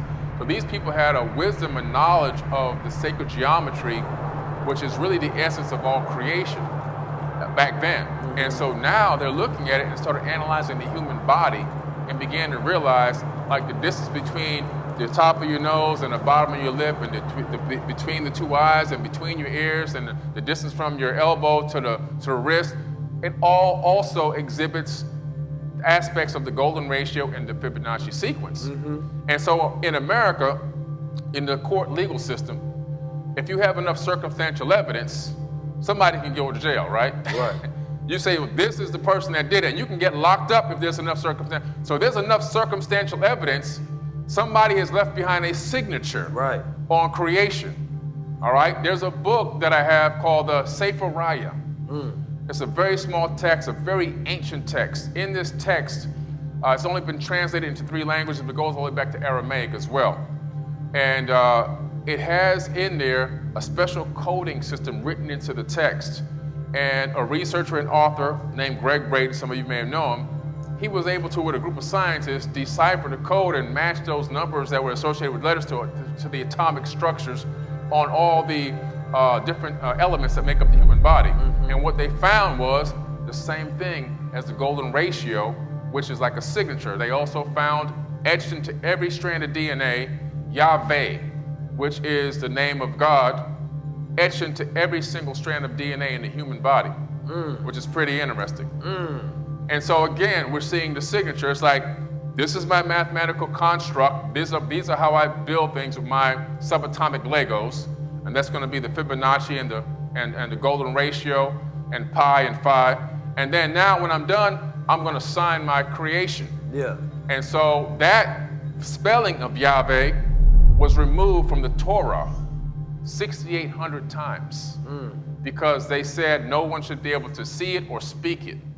And it still has never been added back to the Torah. Now, we know why, because, you know, you're always trying to hide the signature of God. You know, you know, even in the Quran, there's a code within the Quran called the 19 code, right? And so the man who found this code, he was actually assassinated, right? There was a lot of people who did not like him for this. Right now, this 19 code was basically finding mathematical properties within the Holy Quran, surahs, verses that always added up to the number 19. And there's a verse in it that says, over it are 19, right? The 19th surah in the Quran is Maryam, the woman, right? The 19th chapter, 19th verse is the only chapter speaking on the birth of Christ. So within that, the birth of Christ is more so about crystallizing consciousness, right? And having that Christ consciousness. Now, that Christ consciousness is, in this Mother Tanetta. Mother Tanetta was one who I've studied later on. She was one of the Honorable Elijah Muhammad's wives. But what she did is she went to Mexico. She said the Honorable Elijah Muhammad told her to go to Mexico and find the next knowledge, essentially, right? So she would study all multitude of different things, the crystals, the different prophecies that existed on that side, right? And artificial time sequences, right? In the 19 code. But one thing that she said she did, she said she would read the Quran week to week, every single day, page by page. And what it allowed her to do was tap into the frequency of God, because it had crystallized her thoughts. Well, only thing that she could think was based on the thinking of the Quran, right? And I think about that because if you're trying to program yourself to a certain frequency, and that's why I always say what you do frequently becomes your frequency, right? that she was able to crystallize in this Christ consciousness, and it always existed at this higher level. So when you spoke to her, she always spoke in a very powerful tone, as a matter of fact tone, as a thinking like a God tone. And she said that the ultimate principles was getting to the mind of God, right? And this is why I always tell people that distraction is the most dangerous thing on the planet Earth, right? Because your job is to get focus, right? The most dangerous man on the planet Earth is a focused man. Absolutely. A man tell you he go do something, but he's distracted, you ain't worried about him. Yeah, he ain't worried about it. Man always moving from point A to he ain't really mean that. But if you know man tells you to do something, and you know he's the type of person that says be and it is, right? The moment he get a thought, there's another point in time where that thought is a reality, because he's just going to focus until he brings it into reality. That's a dangerous man. Absolutely. So if he has a dangerous plan and he says something, you get worried that moment. But see, you know, Negroes be talking about shit they go do all the time. They don't never do nothing. You understand me? But when we're talking about mathematics, there's also certain personality types that are mathematical. INTJ types, ENTJ types. These are the mathematical types that have to be alone, right? Because that's when you can actually hear God by yourself, right? So I'm one of those personality types. In order for me to have original thoughts, I don't need to be in social environments. I need to hear myself. Same with me. Right? That's when God is talking to me and I'm on an original rhythm, not on social rhythms. Right? So people that are on social media, they're on the social rhythm of the world. Right? So when you get by yourself, spend 30 minutes by yourself. Right? Especially if you're a mathematical type, because you're more introverted. Right? Mathematical or introverts are just people who prefer to spend time alone. Right? And extroverted are people who spend time with other people. They want to be in social environments. But I challenge everybody here is to literally see if you can spend 30 minutes to an hour a day by yourself, doing nothing, sitting still. Whether it's a transcendental, meditative state, or you're just by yourself to hear you. But I know for a fact most people don't want to hear their inner thoughts. They're afraid of that, right? So you get into social rhythm so you don't have to hear yourself. So you hear everybody else but what you thinking, so you never deal with that inner voice of God. So if you ignore God on a daily basis, and you're mad that nothing is happening in your blessing, nothing is happening in your favor, especially when God gives you an idea and you don't act off of it like it's time sensitive, you're literally ignoring God for the devil of distractions. I agree. One thing that I learned in my whole journey to my knowledge of ascension, which is still ongoing, it's a never-ending process, learning every single day, is that when I was younger, that voice that I used to hear was coming from out there somewhere. And it was something that I had imagined in my mind was this being flying around and, you know, had a magic wand and all this stuff. It was granting wishes to people. That was my own dream. That was my own perception. And as I grew up and as I started to gain knowledge more and more and more and began to realize certain things about life and reality and dimensions and creation, that voice in my head, that God voice, it started morphing. I started realizing when I would do my meditation walks and I would go for these big walks, the voice turned into my own voice. And I realized that God was actually me talking to myself from a higher dimension. Talk to him. And so when I heard the voice, I began to say, wow, it's really me, because we know that we are receiving a signal. There's only one consciousness, and all of us are receiving that same one consciousness, but on a slightly different frequency. I'm 99.1, he's 99.2, you're 99.3, so forth and so on. But the radio station is sending out the signal from a higher location. And my avatar body has been designed to encapsulate 99.1. And so I'm getting the information, and it morphs, and now it's my own voice. And it doesn't mean I have a God complex. It means I understand that I am a version, a fractal of God walking in the flesh. That's what it means. Come on. Now, we talked about it before, right? We talked about these melanin spacesuits that we got, right? Which allow us to go through atmospheric conditions at a better rate than everybody else, right? But specifically with melanin is a very powerful thing, right? because we can absorb more radiation than any other beings on the planet Earth. That's the true. darker you are, the more radiation you can absorb, right? So you have to understand, even when you're looking at your brown skin, you're looking at frequency or radiation trapped within that. This is literally light trapped within your body, right? This is why you go outside, you go in the light, and it gets darker. So that means that we also happen to exist at a heightened state of frequency because we have more energy, we have more radiation, which means that we become a very emotional people, but at the same time, we can utilize that emotion, alchemize it, and bring things out within us.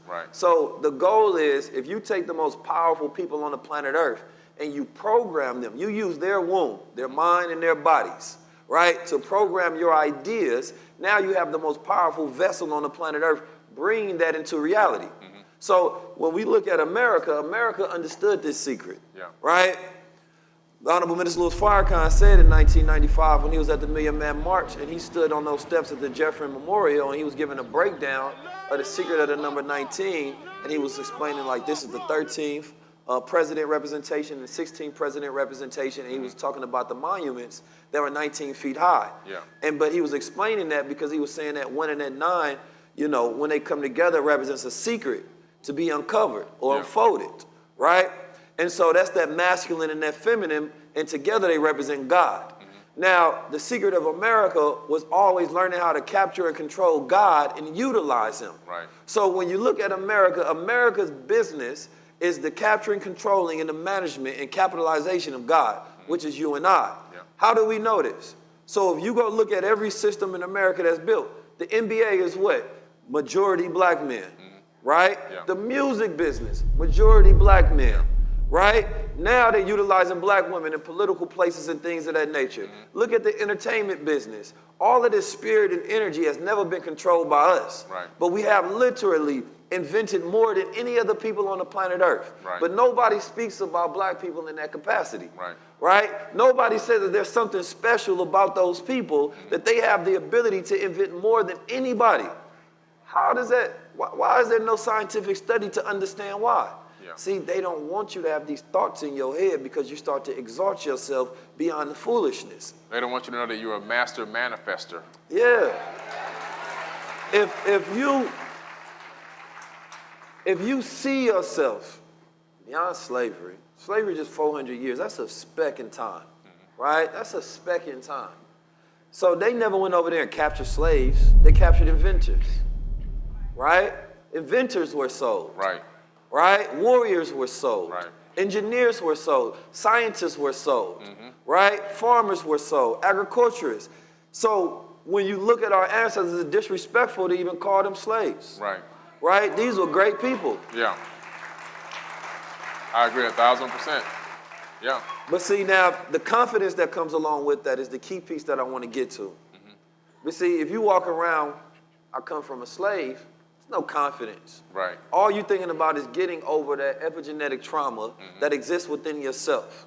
But now if you go back to Hannibal Barker, and he's a father of military genius, you're going back to Imhotep, right? You're going back to the Dogon people, right? You're going back deep into your history. Now you're operating from that place of confidence. Right? So they want you to feel detached, right, from your beginnings. Right? So now you start yourself off as a slave, you have to build yourself up. But if you start with a God, then you have to maintain yourself up. Exactly. That's so true. But can you give, oh no, go ahead, I want to hear your thoughts. I was going to say, what you're saying is basically exactly the way my mind works.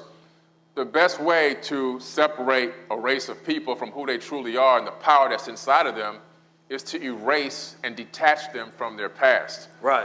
People always come to me, man, why you spend so much time on tablets? You always talk about ancient this and ancient that.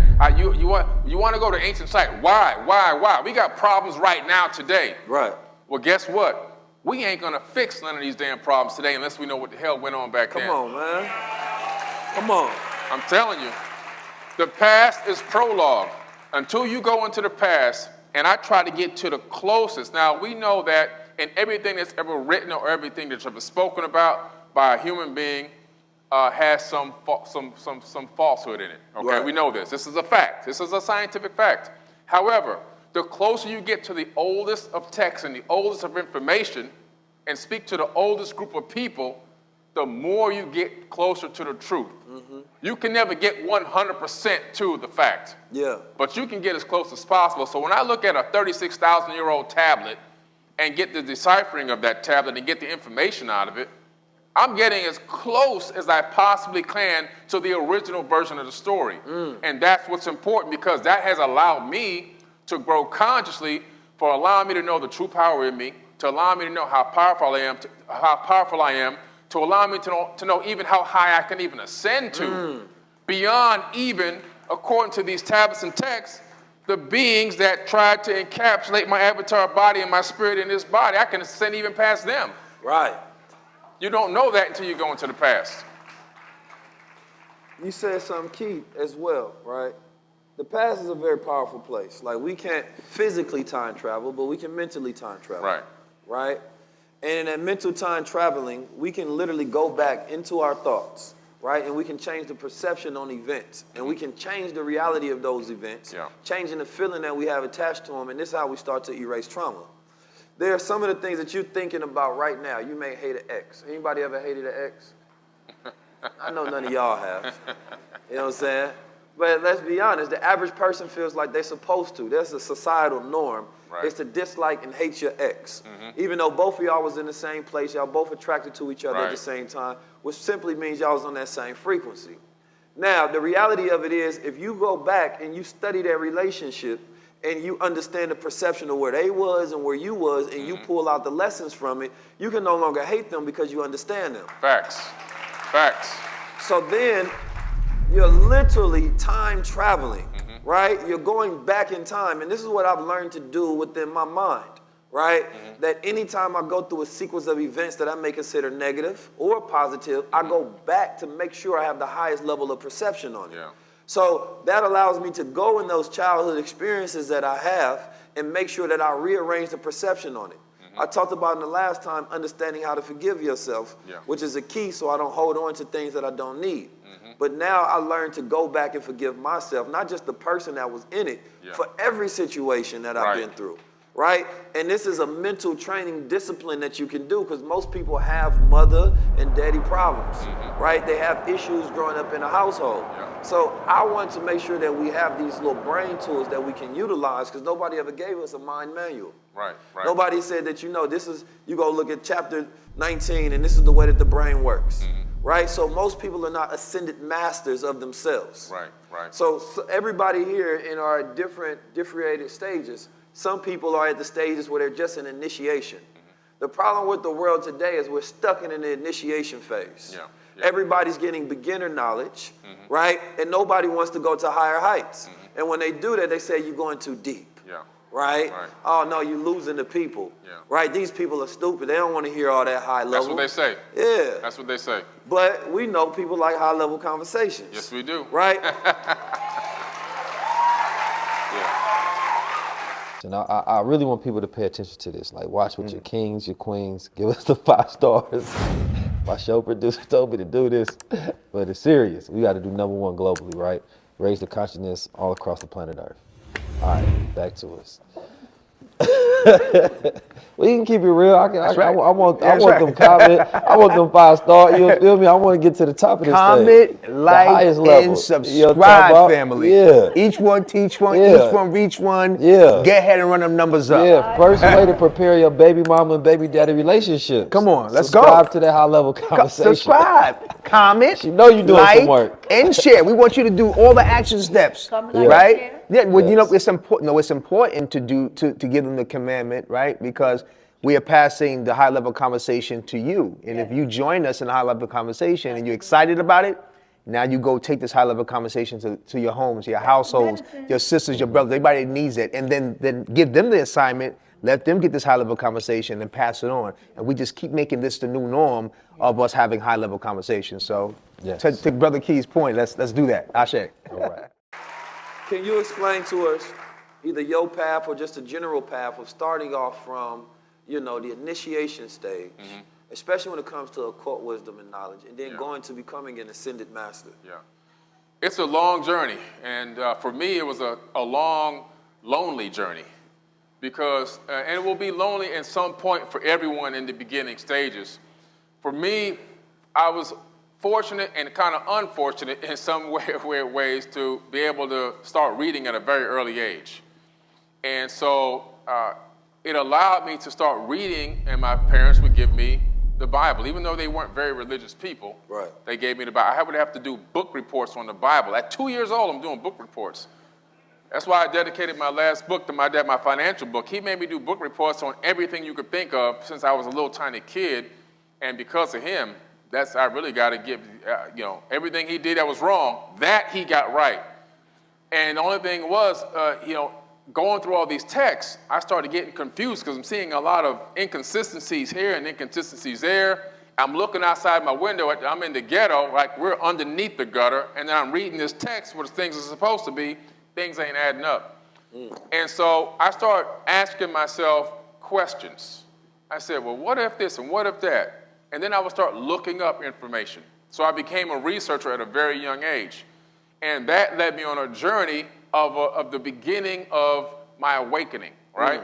And so I started finding things that didn't correlate with one another and then writing down what didn't match or what didn't make sense to me, and then seeking out how can I find better answers.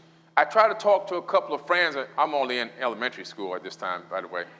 This is like 1978, 1979. Yeah. And my friends are like, what are you talking about? So I realized this is something I have to go on my own. I tried to talk to my siblings, but even my brother, who was only 1 year younger than me, he wasn't at the level yet. I even saw them. I was the oldest, and I even saw him, as a baby. So all my siblings, I took care of them. I raised them. I cooked for them. I did everything I had to do.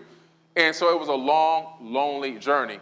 But as I continued to work and study and research, I didn't give up just because it was lonely. Having all this stuff coming into my brain and not being able to really expound on it with anyone. But I saw it go from me when I got really inspired from hiding and talking to one guy that I knew in the bushes behind his house until where we were exchanging VHS tapes of more information. He was behind the bushes? Yeah, there was some. Well, I grew up in Miami, so back then there was a lot of Moses for a second. A lot of empty. No, not a burning bush. There was a lot of empty lots. I guess I was the burn in the bush because I was the one dropping the knowledge, like Moses received on Sinai. But I was there, and eventually we started exchanging VHS tapes with information on it, and a few people more got involved. Some people don't know what VHS tapes are. I know. They stopped making VHS tapes because the electromagnetic field of the earth was erasing the tape footage, and they had to move to a different medium, which became DVDs and CDs. But we moved from that to cassette to CDs to DVDs, and I seen this progress, this track going up over time as more people and more people and more people started vibing with me. This is long before Forbidden Knowledge was even on social media, wasn't even close to existing yet. But I had now created these groups of people that I was schooling and interacting with them. So it was this gradual upswing. Now, then it went to blogs and websites. Now it's web forums. Now I'm on mainstream TV and high-level conversations. So it's a path. The highest level. The highest level. So at one point, you're going to feel like you want to get out because family members don't believe it. Family members are pissed off. You're the black sheep of the family. Don't give up. Stay on your path.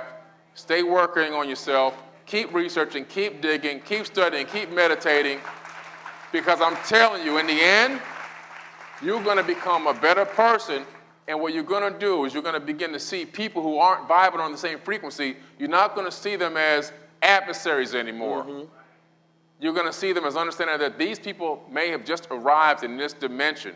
A person can be 60 years old and be a brand newborn baby in this realm, and a person can be 15 years old and be ancient. This is an understanding you have to come to. No, I believe that 100%, right? People always tell me I got an old spirit. Of course, that's not the way I think, right? I've never experienced old age. Not in the way that the common people think about it. My old ages are the ages that I'm already past, right? My old age is 1 year old, 2 years old, 3 years old, 5 years old, 10 years old. Those are old ages to me. I've already experienced what that's like. The new ages, of course, when I'm going to 40, if I'm going to 50, if I'm going to 60, my brain has different developmental changes. I start to feel, see, perceive the world in a completely different reality. So the one thing that they got us to start believing is that we're dying from the moment that we are conceived. Right. You understand me? As soon as you get in life, they start to call you old, right? So, you know, as human beings, understanding cycles of reality is more important. I'm not going through particular, you know, I'm 30 years old or 50 years old. I'm just going through different cycles. For me, I go through different levels of ascension, right? I've been through the stage where I questioned all reality, right? And that's important, especially in your more formidable years where you're young and you're deciding who you are, right, and the things that you believe. So for me, I went through this stage where I questioned everything, right? So I'm studying every single book. I'm looking at all different parts of knowledge so that I can understand and correlate what are the things that everybody disagree with and what are the things that everybody agree with, right? Now, fundamentally, I believe that each book is just telling us that we're God, and it's giving us an operation manual of how to deal with what it's like to be God. Now, shout out my moms. I was talking to her in the dressing room, and I was talking about this movie that I watched. This movie was about this guy who was essentially, he had an office. Well, 4 people come to Earth, they're souls. Now, they exist in this domain where they don't feel anything, right? But everybody wants to apply to become the Earth. Yeah. So he's sitting at his desk, and these souls come to him. They get to watch TV, and he asks them questions. On TV, it's through the eyes of people that experience reality in life. Okay. Right? So he asking these, what seems like very mundane or very uninteresting questions, but he's trying to get a sense of this type of soul and if they can handle Earth or not. Now, this particular gatekeeper, right, he experienced recently sending somebody to Earth that ended up committing suicide. So now he's more careful about the souls that he sends to Earth. So they're around this table and they're asking this question about, you know, what is some experience that you've seen on as you've been watching other people's experiences. They ask people to name funny things or stuff like that. So people naming off these crazy random experiences. It's this black guy and this white girl that are the candidates to go to Earth. Black girl, she named this crazy experience of somebody on the toilet and everybody's laughing. Then the white guy, he starts to talk about, you know, something that was terrible that he's seen, that somebody was killing somebody and some murder. And she was like, wow, why did you pick that experience? That's not common. That don't happen all the time. You just pick something that just happened randomly. He was like, no, that happens all the time on Earth. This actually happens every single day. Somebody's getting killed, somebody's getting stabbed, somebody's getting murdered, somebody's getting raped. Like, you know, it's crazy down there, right? So you say, why aren't you focusing on those things? The lovely things you can get through. The crazy things is what you got to watch out for. So after that, they showed a scene, and the guy decided to deny her application to be alive. Right? And of course, the white guy, he was able to go on because he was prepared for life. Right. But the concept to me that I took away from it was the fact that we all choose to be here knowing the experience of reality. Right? And the greatest thing about that is that even when we go through ups and downs, even when we go through bads, all of those emotions that we feel is life. Right? Everything that we feel in reality is the experience of life. Right? Whether you are in a sad mode, whether you're happy, whether you're joyful, whether you're broke, whether you're rich, whether you're poor, all of this is life to be grateful for. And so when you choose an experience, right, to be alive, you're giving an opportunity that the other souls didn't have. Right? And so there's a quality of being appreciative and viewing life from this position that I chose to be here. And so every emotion that I have is the most grateful experience of reality. So that's why I say gratefulness is a tactic to win the war of life. Absolutely. There's always somebody in the lesser position. There's always somebody in a better. But we tend to focus only on the people in the better. But when you're grateful, you remember when you didn't have what you have. That's right. You remember when you didn't know what you know. Oh, yeah. So, you know, I chose to be, you know, fly, charismatic, communicator, you know what I'm saying, with influence, you know what I'm saying, high-level consciousness and high-level conversation. So I'm appreciative of the reality that I'm living in. I'm loving it. You understand me? I'm loving it. And I chose to be alive at this time. Absolutely. We definitely chose to be here. There's no doubt. That's how I think about it. I chose to be alive at this time. With the crazy presidents and all those things. You could have chose any other time in history. You chose to be alive during this time. That's the way I choose to think about life so that I can realize that ain't nothing happening to me. I made this choice to be here. Somebody showed me every bad and good moment of life, and I still said, I want to go experience Still said, give it to me. I believe that wholeheartedly. I realized what you just said. I realized this when I was 7 years old. 7 years old, I was living in Miami in Opelika. Some of you may know the story. I was extremely poor. Holes in my shoes. I used to put cardboard in my shoes to keep my feet from touching the street. 2 pairs of pants. You know, it was just really bad. Hard living. We had no food. We would put Cairo syrup, which is that clear syrup, on toast. I would eat matzah crackers and butter because they would donate, the church would donate matzah to us, cases of matzahs, liquid, powdered milk and all this crazy stuff. So I saw my friends going to the ice cream truck every single day. Every day they're going to the ice cream truck. And they live in the same neighborhood I'm living in, and we're just as poor. I'm thinking, how poor can we be that we can't even get a bubble gum from the ice cream truck? And so I went in the house and I said, I got to do something about this. I went and took all of my toys. I put them in a Winn-Dixie grocery store milk crate, and I went door to door. Ma'am, sir, any donation for any of my toys, a penny, a dollar, nickel, whatever you can spare. I'm just trying to make money from the ice cream truck. And I took a picture, a famous picture of me, which my cousin took with me holding the money I made that day. It was only about maybe $17, $18. But the fact was, I knew I sacrificed something that I didn't need anymore, and I created an energy exchange for something so that I can get what I wanted, and I knew something powerful was there. What I learned was there's nobody coming to save me. I was going to save myself. I understood the power of conscious thought backed by action. I understood that I was the creator of my own, getting back to what you're saying, the creator of my own reality, that I altered my reality. I realized at that moment that I traveled in time, that what I did literally was I set my consciousness into the future to make a decision and view an outcome before it even happened. What does that mean? I said, if I take the toys, now I'm traveling in time. Now my mind is traveling in time. I take the toys, if I go door to door, if I sell these toys, I'm going to have money. That money is going to give me the ability to get what I want from this truck.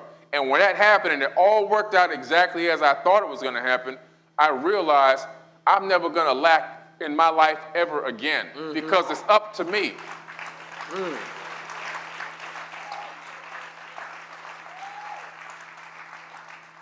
You know, I always say 80% mindset, 20% skill set. Because if you have the right mindset, you can master any skill set, right? So this is why masters of the mind have the capability of bringing anything that they want, right? You know, back in the day, you had people like Reverend Ike. He was one of the greatest prosperity teachers to ever exist. Shout out to Reverend. If he was at my church, man, if I went to his church, shit, I would have been there every day. Yeah. Because he was powerful. You understand? Because he knew the science of mentalism, the science of the mind. And he was teaching people how to be God. Right? He was like, when you pray, you're not praying outside yourself. Right. You're praying to give yourself permission for the things you want. That's it. And I was like, damn, that's so powerful, right? Because a lot of times we get mad because we don't answer our own prayers. Right. Exactly. Right? We be sitting there, knees on the ground, hands up, praying for shit. And then the next day you don't go work to get it. Right. Now you mad. Yeah. See, I was taught that work is better than prayer. Yeah. Right? But I was taught that prayer is better than sleep. Right. Right? So when you are silent and you working, that's a form of prayer. But when you are complaining, that's prayers to the devil. Right. Right? So just by working, you're being grateful to God. Right? You're saying thank you for giving me this ability. Right. Thank you for giving me this power. Now I'm about to bring it into a reality.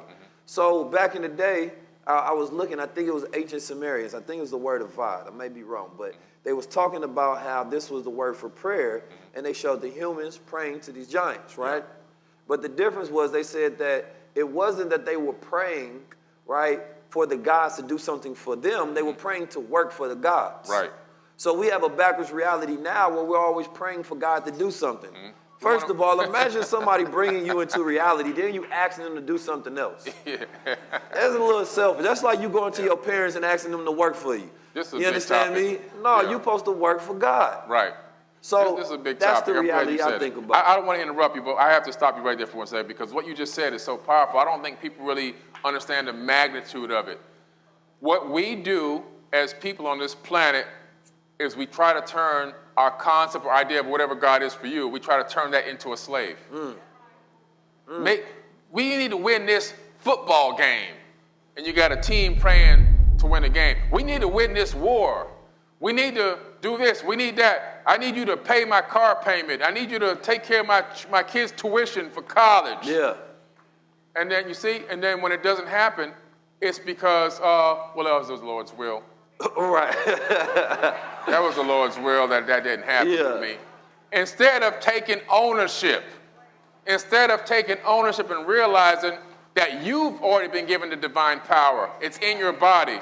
You've been given a divine consciousness that can link and sync up with any mind throughout the entire universe to download anything and make any connection that you need to plug in, play where you need it to be to make the thing that you need to happen manifest. And understand and know, my prayer, how I pray, is it is done. That's my prayer. My prayer is completion before completion. When I get on an airplane, I don't beg and pray and hope that the plane makes it to its destination. I say, I command that I land at my destination. I close my eyes and I envision the plane route to where it's supposed to drop me off. That's my prayer. I'm not praying over my food. Please, the hands have made it, and I want it to be healthy for my body. Ham hocks and macaroni and cheese ain't good for your body. You can pray over it all you want. You're still gonna get diabetes and heart attacks. Okay? We have to start using logic when we're dealing with the God body and the understanding of what God really is. We have to start acting like we are operating as a God. And you got to say to yourself, well, if I was God, and I am now, what would I really do? And start making decisions based off of logical choices instead of things like praying over candy bars and all kind of crazy stuff. That's fire, because one of my key practices is, reverse engineering wins, right? So I talk about this all the time. And I got this from when I was a child. We used to have to do drill competitions, right? So it was a military drill style, left face, right face, march face. So instead of Simon Says, right, we did Muhammad Says. Okay. So whatever Muhammad says, you have to do it. Now, we'd win bean pies, we'd win $20. But I used to think about it, right?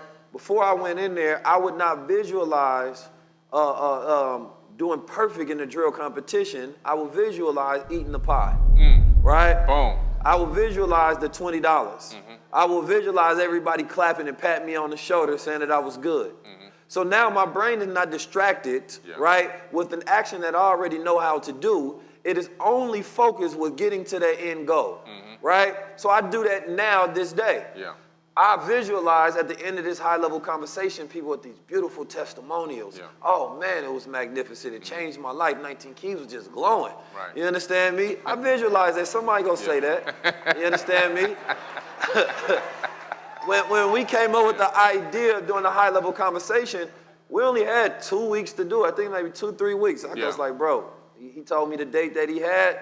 We talked to the talent agency. I was like, well, we got to do it on this date. This is the only time he booked out for the next 10 years. So, we got to do it. That's facts. But I didn't say, I got to have the best marketing and best branding. I started to visualize, right? The only goal that I had, it was one goal that I had, and it was to put up the post, sold out. That's it. Boom. That was it. Yeah. So everything else that I was doing was leading me to that post. Right? I could have made that post beforehand. I was just waiting. Yo, what's the numbers? Update me. Right? And I didn't even do it based on maximization. I was so confident. I just knew. I said, how many people we need to pay? They said 860. I said, it's done. Right? I can't wait to put out this post that says sold out. Then I said, I'm not even going to ask all my peers. I'm not going to ask everybody to post it. I'm going to just show this is the power where we at now. That's the power. Right? So anything that you do, don't just visualize the point. I teach this to my students. If you're going for a bullseye, right? If you want to do bullseye, and this is the whole idea of always going for more than you need, right? If you want to hit that dartboard, you don't go for the edge of the board, right? Because you most likely go put a hole in the wall, right? But here's the key. If you're going for 100,000 and you make your goal 1 million, you're going to act in a surplus and abundance. So even if you lose by 90%, you still at your goal. Exactly. So with the dartboard target, if I make my goal is just to hit the board, but if I make it the bullseye, not just the bullseye, I want to be like right there and smack in the middle. Right in the middle. So even if I'm like a little off on the green side of the red or a little out, I still have a high percentage rate where it's pretty good. But a lot of you all, this is like making your goal to your exact target is aiming for the edge of the board. Right? So now you're not hitting it. No, you have to go for perfection. So even if you're not perfect, you're still landing on your goal. Man, I got to say something about this, man. That's powerful. Wow. So my first goal, my first big financial goal was to make $1 million. So I wrote myself a check. You get money. So I wrote myself a check for $1 million. Yeah. I got $3 million. I sold a dot-com company that I had in 2004. I try to tell people I had money long before Come on, talk to him, Billy, man. Before the social media. Billy been had Billy's, man. I didn't get no money from selling T-shirts. Billy been Billy been getting money. That's what he's telling y'all. I've been getting money for a long time. For a long, long time. Okay, he got ancient money. Okay, and so, and it's not bragging. I'm just letting people know, like, no, it's okay to brag. This is the reality of it, you know? So, the next time I had hit that goal, I went past that goal, obviously, right? I sold a dot-com company that I formed in 1998 and 2004 for $3 million. There's actually some other money that came behind that, but the main bulk of it was that. The next goal that I had set was $20 million. I wrote myself a $20 million check. All right, I gave myself a deadline on the check. The checks, I write dates on my checks.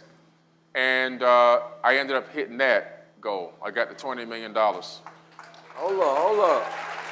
Took me 10 years, but I got the $20 million. I think it was in 2017. Then I wrote myself a check for, I was gonna write myself a check for $1 billion. And then I said, Can you read that out real quick? Just that right there. Yeah. Let me borrow something. 19 million. I just want to see if it worked. You know what I'm saying? I had to try it out. So let me tell you how doubt creeps in. So I was going to write the check for $1 billion, and then I said no. So then I started writing it for like 200 million. Yeah. I said maybe be more realistic with myself. Okay. And then I stopped myself, and I said no. What am I doing? I ripped that thing up, man, into 1,000 pieces. Got another check out and wrote it out for $1 billion. I gave myself an expiration date of October of 2026 that I must cash this check for $1 billion. And right now, my company is on track to hit that goal, Forbidden Knowledge. Hey. You have to be confident. You put the conscious thought, you travel to the future with that conscious thought, you collapse all the multiple possibilities into one reality, and then you work backwards from there and you put all the actionable steps in to reach that goal. That's that Billy Carson. Billy Carson, it's different now. You know what I'm saying? It's that Billy Carson. You got to put the big B on the Billy now, man. It's just different. Yeah. I just realized I'm the type of person that I'm helping a lot of people, just like you helping people. And I help people in a big way, in big numbers. Yeah. If you look me up and do the research on me, I've given away over $12 million in assistance to people in the last 15 Clap years. for that. Thank you. And so, to whom much is given, much is required. I believe in that wholeheartedly. Yes, sir. I believe in that statement. And I give back a lot. I think last year we paid $16,000 worth of electric bills for single parents with final notice electric bills. We do a lot of stuff. Yes, sir.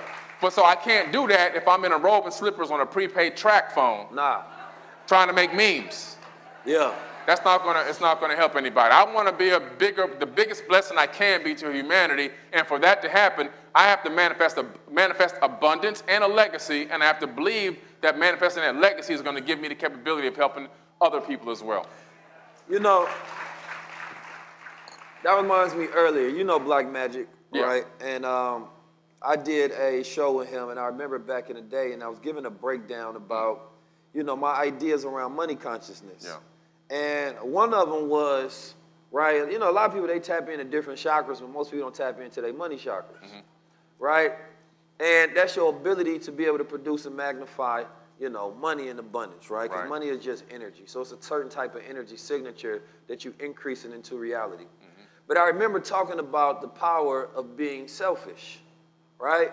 And see, this is where I think it's super key, because first you have to go through a phase where you're focusing on just yourself, right?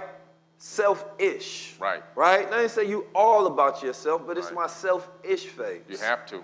I have to focus on producing with a laser focus the things that are in my head. Nothing can get in my way. Yeah.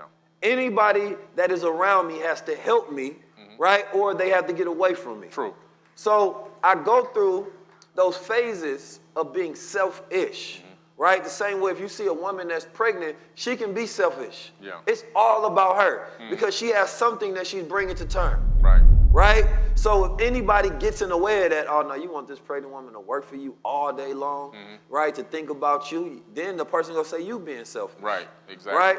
But that power of it, right, is that self-reinforcing system to where all of the energy that you have is looping back into you and is magnifying your ability to produce things outward. Yeah. Right? So after you go through that selfish phase and you build yourself up with abundance, now you can be selfless. Right. Right? Because now you have to give away. Exactly. But there's a lot of people who are stuck in this loop, a lot of times because of religion, society pressures. It's saying when you get 10, you got to give away $1. Right. Right? You got to give away 2. No. If I'm broke, I'm not giving away nothing. No. Can't do it. I need all of it. You need it. But when I get to, oh, now I got 100,000 in the bank, you need $10. Come on, bro. Right. You need more than that. Right. You know what I'm saying? I can give away now. Right. Therefore, the most selfish people, right, are the poorest people. Right. Right? See, there's certain of us that understand that you have so much gifts that you have to give in a magnitude. I can't just teach one person. That's selfish of me. Yeah. Right? If I was to be a teacher in a high school and I'm just teaching a class, people gonna say that's honorable, but I'm broke making somewhere around $30,000, $40,000 a year. Yeah. No, we're not doing that. No. I want to be able to teach millions of people. Right. So when I told my bro Amechi, who do all the videography, right, he do all the editing, we had an office out in Hayward, California, and this was probably around maybe like 5, 6 years ago, when I was forming the idea process around 19 Keys. Okay. Because when I form something, I look at it as a psychic entity, right? Most people think that I'm 19 Keys. I'm not. I represent it. Right. So that's why I say everybody is a key, right? But I just happen to be 19 Keys because that 19 is a representation of truth and enlightenment, and that's the way that I choose to represent how I open the minds.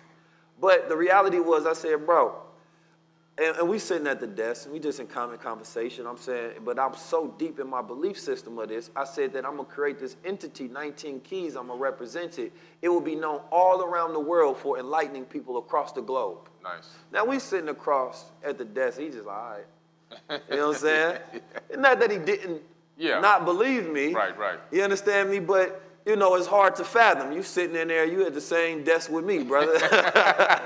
You understand me? Yeah. But I went out there and I had a goal of projection. Yeah. Right? How do I project? And this is a key when you're speaking, right? When you're speaking, if you want to be a great speaker, you have to first have a thought in your head. Right? Let's say in my mind, I just visualize a shape. The shape that I visualize is a red circle, right? With no inner circle, right? So it's a red circle that's hollow. What I just did is I took a thought that was in my head and I put it in your head. That thought has a particular thought pattern in my head. Yep. So when you're talking to people, you're communicating and you're putting thoughts in their head by building it up piece by piece until they walk away with the same exact ideas and thought patterns that you have. That's an effective communicator and a great speaker. So anytime you're speaking to people, you first have to have the intentionality of what is it that I want to design, convey, and put inside the mind. Right. We all have a series of consciousness just like water. Water changes proton arrangements, it goes into a different shape. We have the ability, just like water, to be in multidimensional shapes consistently based on the way that our brain arranges the knowledge and the energy that's within us. Absolutely. But I wanted to talk about something that I believe that is key. Because I know one of the things that most people have as an issue, right, is communication, number one. But specifically, being understood. Yeah. Average person don't want to get in front of a camera, don't even want to talk to nobody, don't want to confront nobody, Because even though human beings have to verbally communicate to each other, we're not the best at doing it. Right. So we get into fights, we get into altercations, we have to break up with people, right? We don't have emotional resilience, intelligence, and experience to be able to deal with that. So what I've learned recently, and I'm on a trip to travel and teach everybody about this, is nonviolent communication. Right. Nonviolent communication is when, you know, I grew up in the Nation of Islam, right, under a militant guide where, you know, I grew up with very masculine men and women. Not masculine women, but feminine women, but masculine men. Now I grew up, it's a lot of masculine women. Yeah. But when I was younger, though, I was always around soldiers. And soldiers speak from a war mind. Yeah. So we're going to be defensive or it's going to be offensive. Yeah. Right? Because we always in defense or offense. Right. Those are the two from the soldier standpoint. Yeah. So I may tell you something, but the way that I say it, it may defend you. Right. Or may offend you and put you in a defensive position. Right. So I learned now, it's like, I don't ever want to be misunderstood, because that's the point of me communicating. So now when I learned to speak, the example is that you have to, you know, first observe, you have to identify the problem, right? Point it out, and then identify the solution that comes along with it. So if a mother is dealing with her son and she say, you know, the room is dirty, you got trash everywhere. You understand me? Now, somebody may come in there and be like, yo, why you ain't cleaned this shit up yet? Yeah. I know some of y'all that heard that. You understand me? Instead, they be like, listen, this whole room is dirty, you know, there's trash everywhere, right? You observing the problem, you identifying what the issue is. Then you say, okay, now you want to present a solution. You know, one thing you can do is if you start cleaning on this side of the room and you work your way over to this side, the room will be clean, right? Because I won't be angry at you. I won't be mad. You identifying your emotions that go along with it. And then you have to give an order, right? That order, so you're taking people through this range of understanding. Right. Here's the problem. These are emotions that I feel, right? Here's the solution, and this is the order in order to get it done. Right. Now, if a person defies that, you can get violent. I know. But we have to learn, especially as a people, to communicate with each other, right? Because we can't take critique, we can't create criticism, but we can critique and criticize everybody else. Right, right. Right? And so learning this puts us in a better position to be aligned, especially when we're dealing with our tribe. Yeah.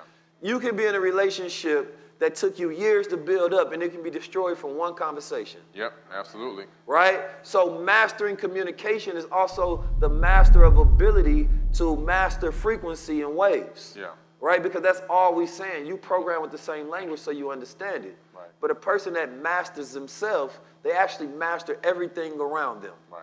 So you're forced to feel what I feel, because that is the intent projected in the vibration, in my vocal tone, in my voice. Right. Right? Now, you are it's something I've been wanting to ask you about, and I talked about it to you on the phone. When you speak from one frequency. I've never noticed a fluctuation in your frequency when you speak, and it's from a place of high confidence, right? Yeah. It's never a place of questioning. That's a different frequency. Yeah. It's not even a place of philosophy. It's a place of fact. Yeah. Right? It's always exuding, I'm not questioning this. This is what I know. Now this is what you know. Right. Yeah. Right? Right. How did you particularly, or number one, are you cognitive of your particular state when you speak? And how did you develop to get yourself to that point? To be honest with you, that's a good question. Nobody's ever asked me this question. That's because I'm 19 Keys. It's 19 Keys that's asked me this question. It's going to be a weird answer. Uh-oh. Somebody in the bush again. It's me in the bush. So I project myself outside of myself, and I talk to myself when I'm speaking. That's what I do. That's the honest to God. That's the honest to God truth. You ask me the question. Nobody's ever asked me this question. So what I do is I literally, when I'm standing up speaking, I've been in lectures, and I've probably done over 1,000 lectures and workshops. I send myself out, and I watch myself talk, and I observe myself as I'm a person in the actual audience listening to myself talk, and then I'm teaching myself. And so I have the confidence, I have the strength, I have the power, because I know this version of me knows exactly what's going on, what to say, and what the answers are. And then as myself on the other end, the reason why I do that is because now I'm understanding how I'm perceiving as a person who may have a lower level of knowledge. And so I'm breaking it down from this position. It's kind of complicated in a way that myself can understand it if I didn't know as much. And which is why I've been able to communicate with so many vast arrays of topics and so many people, because I could take complex ideas and concepts and break it down and make it simple and understandable for the average person. But I do it to myself. I love him, B. So it's funny because the next thing I wanted to talk about was astral projection versus dreams, right? Now, I can understand that 1,000% because I believe that's the same thing as projecting yourself into the future. You're putting yourself into a state to where you're living your future life in this moment, and then you're working up to experience that point. Right. Now, what you was giving down is a very dope breakdown. There's a curse of knowledge where the teacher has the inability to put themselves in the student's mind. Right. So they only teach from their perspective. So it's always above people or people who already understand you. Yeah. But you design, because I look at design thinking. So the way that you're designing, the way that you communicate is with empathy, right? So empathy allows you to project yourself into the minds of others to feel what they may feel, right? So instead of saying, hey, I'm smarter than you and I'm going to say everything smart, no, I understand you, so I'm going to speak from your level to bring it up to my level. Right. Right? So if you practice that, and I want y'all to really understand, that key was very powerful. Practicing that right now, like if I'm practicing that right now and I'm looking at somebody at the top and they like, man, I didn't understand none of that, right? But it's breaking down of looking yourself in the third person, as if you are controlling your avatar. Correct. So you're listening to your voice fluctuation, because everything about ourselves we can design, right? And design creates interaction. Yeah. So people interact with us based on our design. If you look at a doorknob and it says turn left, you have to interact with that design, right? So if my stomach in, chest out, head up, right, it automatically projects confidence, right? So now you're going to be more confident within me because of the way I design myself, right? Now, if you're sitting in this audience, right, and I'm utilizing my hands, I want to project myself. I want you to understand that everything that you see, right, is a projection of consciousness and design, right? Me and Billy Carson are both human beings who learn how to design ourselves in a capacity so that we can complete the goals that we want. I understood when I was projecting to live the reality of 19 Keys, the person that came up with the thought was not qualified to be 19 Keys. He didn't have the knowledge that he has. He didn't have the money that he has. He didn't have the wisdom. He didn't have the learning ethics. He didn't have the ability to do it. So I understood, and this comes to another thought. I'm watching this movie about dimensions. I forget what it's called, right? But it's about the multiverse. Okay. It's with the Asian lady. I forget her name. What I do is I think about, right, that version of myself, right, that alternate version of myself that has everything that I want, and I project that into myself and I download that thought process. There's a version of 19 Keys who is the greatest speaker in the world. So now I'm thinking, now how does this brother sound? How does this person talk? Right. If I want to be a bodybuilder, there's a version of 19 Keys, man, he buff as Brown Creed. You understand me? He always working out, always got the protein shakes. He walks a certain way, talks a certain way, oiling himself up, always on social media taking pictures. This is this person. Actors do this a lot of times, right? So you can really think about a different version of yourself, not the current person you are. And I used to do this through transcendental states of meditation because I used to always, what is the future version of myself? So I used to go into my mind and I get to this place where my mind is quiet, and then I will project another version there and they sitting in front of me, right?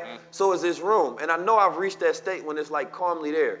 So now when I'm sitting in front of another version of myself, I then try to project myself inside of their head, right? And the deeper I can go, it lets me know the deeper state that I'm in, which allows me to know that this is a deep, I can program myself.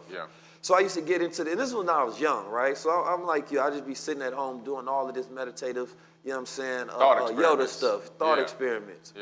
But I really wanted to become more than what I was. So I used to ask myself questions. How did you get to look so good? How did you have so much money? How did you pull her? You understand me? How you know so much? right? Why you so goddamn fly and drippy all the time? And then I would imagine the conversations that I would have. So what it would did is it forced my brain to reconstruct. Right. Right? Not from the brain that I have now, because now I'm only projecting based on what I know. Now I'm putting myself in the body of someone who knows more. So it's stretching my brain and forcing it to think in different ways. Right. So these are the thoughts experiments that I used to run on myself, and I do till this day. Yeah. So that's my way of going into the future. And I always say the only person that I'm jealous of is my future self. Yeah. He got everything I want. I ain't gonna lie. Man, bro, living it up right now. Ain't he? God damn, boy. That boy look good though. I ain't gonna lie. You know what I'm saying? I'm proud of him, but I want it. You feel me? So, but I want to know the difference between dreams and astral projection. Yeah. Right? Because, you know, there's certain messages that I've gotten in a dream that I remember. Yeah. Right? Forever. Because, you know, of the messenger and the quality of the idea that was impregnated in my mind. Right?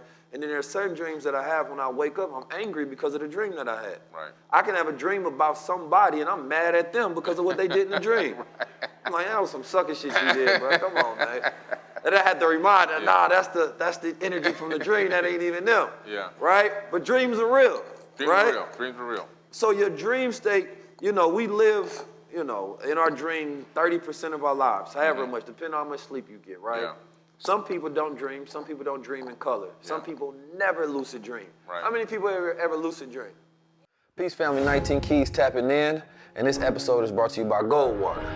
Now, sleep is probably the one most important thing that a human being can do. I know people used to tell you, come on now, entrepreneurs don't sleep and things of that nature. Don't listen to that. That's complete bullcrap. You need your rest, right?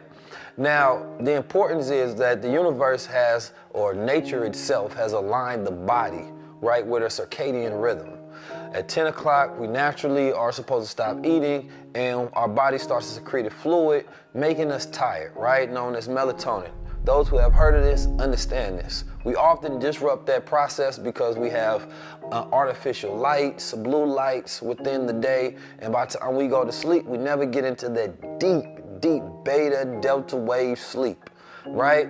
Now, this is not good. You want to get into that deep REM sleep because at night, what happens while you're sleeping, your body is resting and regenerating, processing all the information from the day. Your cells are going there healing. Your body is digesting the food, clearing out your colons and the rest of your body. So when you wake up, you're clear and you're operating at optimal function.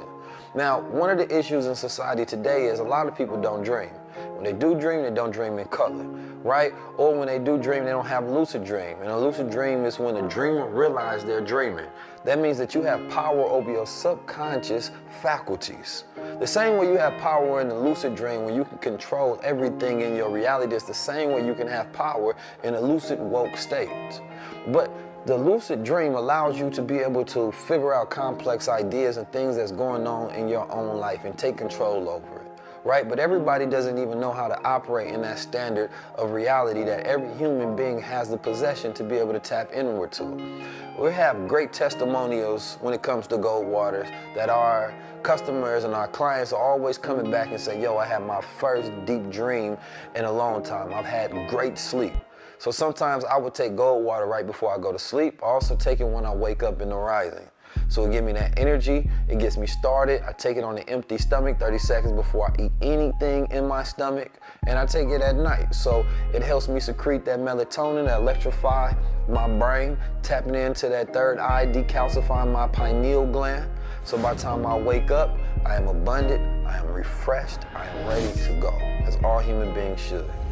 Listen, I don't know what you're doing right now, but make sure you get a great night's sleep so you can wake up refreshed, and then do it on the go and see if you're more in that electrical mode. Tap in. Right? So there's a large percentage of people, lucid dream is when the dreamer realizes they're dreaming, right? And they have control over the reality of the dream. Yeah. So you can fly. Those are my greatest dreams. I love flying in my dream, man. But I got all of these different weird ways I can fly in my dreams. Sometimes I got to flap my hands like a bird. Sometimes I'm on some Dragon Ball Z, I'm just flying. Some I'm on some Superman. Sometimes I got to run and jump like Mario Kart with the tail. It's just different ways. But once I'm in the air, it's up and it's stuck. Right. But when I was younger, I used to astral project. Okay. I'm talking about as a child. Yeah. Right? It's easier then, actually. Because you know, in a child, you don't have all these barriers to what reality is and what is not. Exactly. You exist in a dream state at all times. Yeah. So as a child, the reason I knew it was astral projection because I used to go to places that I'd never been before, and I used to do it on purpose. So I'm in the hood, right? So I had to travel very far to go to a nice place, right? So I didn't want to just go to the corner store. I'm going all the way to the museums. I'm going all the way up to different places, and I'm looking at it vividly, like outside of reality, and I'm traveling. I'm like, yo, this is crazy, right? But I didn't know if everybody experienced this, so I wasn't having these conversations. Right? Yeah. But, and here's the thing. Y'all probably think I'm crazy for this one. I once pulled some money out my dream. Yeah. No, y'all think I'm playing. I'm dead serious. You understand me? I pulled the money. I was holding on it so tight in my dream. I woke up with it in my hand. I swear, listen, to this day, I believe that 100%. And I've been trying to do that ever since. So I want to know, what's the difference between dreaming and astral? I feel like I must have mixed the two at that time and pulled something out in the physical world. Well, you know, both realms are real. The dream state, this state is actually more of an illusion to me than the dream state. And if you can get into the theta and you can get into a deep sleep and you can get to the dream state, a lot of that to me is different types of information coming from different dimensions. Yeah. So scientists did an experiment on the human brain of a person in a deep sleep. And they found that the neurons which are firing in between it's called synapses. The synapses that were firing in between the neurons, were phasing in and out of existence. Yeah. And they were like, the scientists were like, where the hell are these synapses? Where are they going? They're here, and then all of a sudden, they're not here. So they brought in some theoretical physicists, and they realized, based on hypothesis and other mathematical calculations, that they were going to other dimensions and then coming back. But coming back maybe with more information from other realms, the multiverse.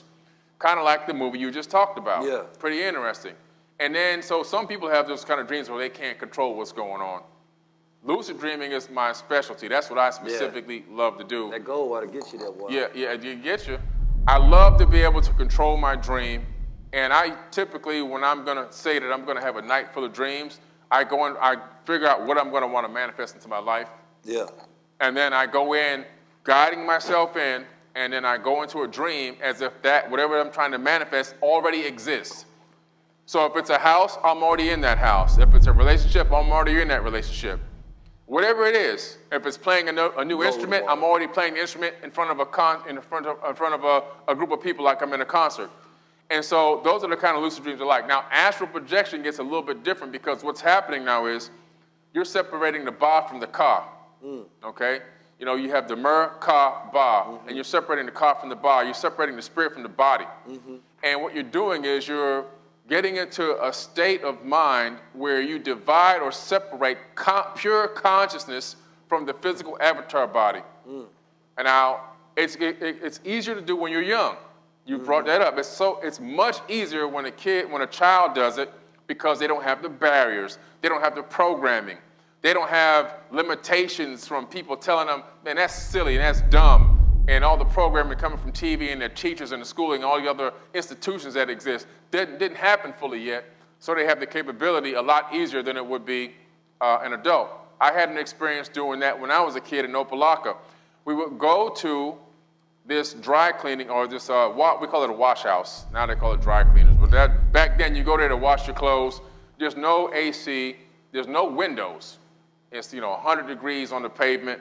And I was so hot, and I sat down on the pavement. You don't have to be sleeping to do an astral projection.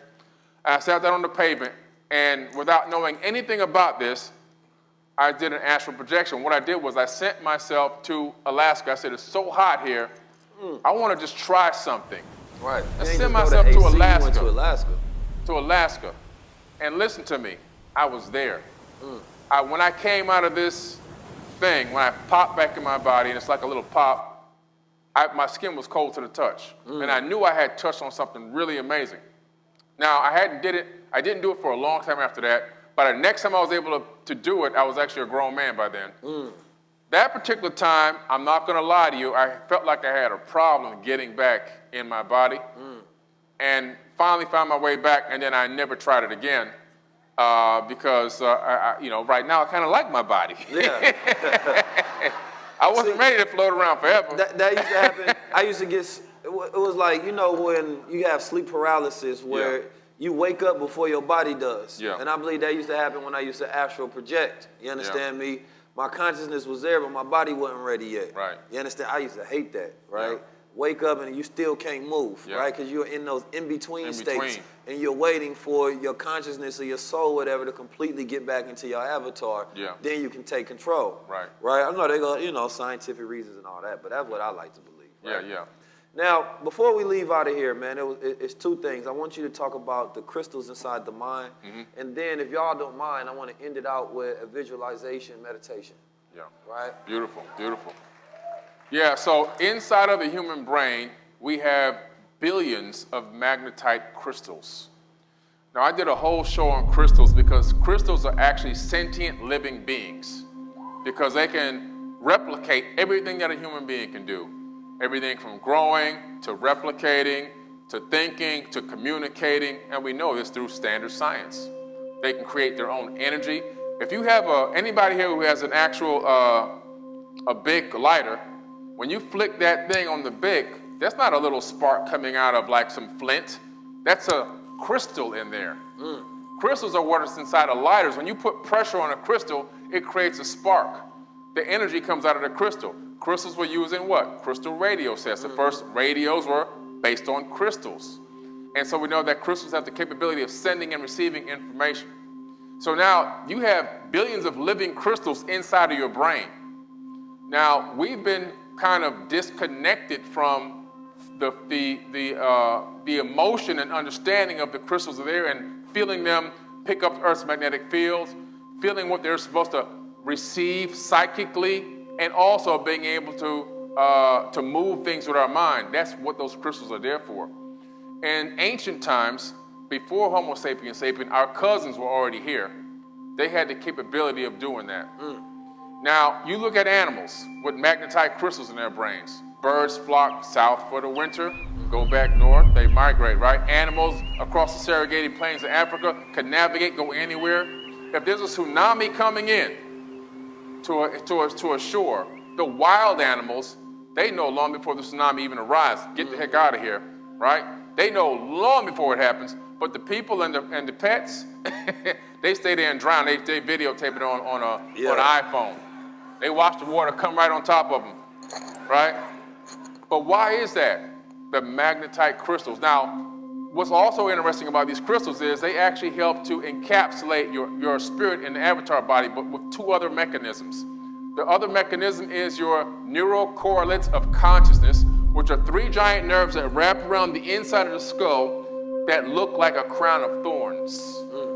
Now, you all know the story of Yeshua in the Bible, who had to put on the crown of thorns. To me, it's an archetype of what really is going on inside of our minds. We all are walking around with a crown of thorns that's responsible for us to receive higher levels of consciousness. See, Jesus never said he was coming back. He said that Christ will return. Come on, talk to him then, Billy.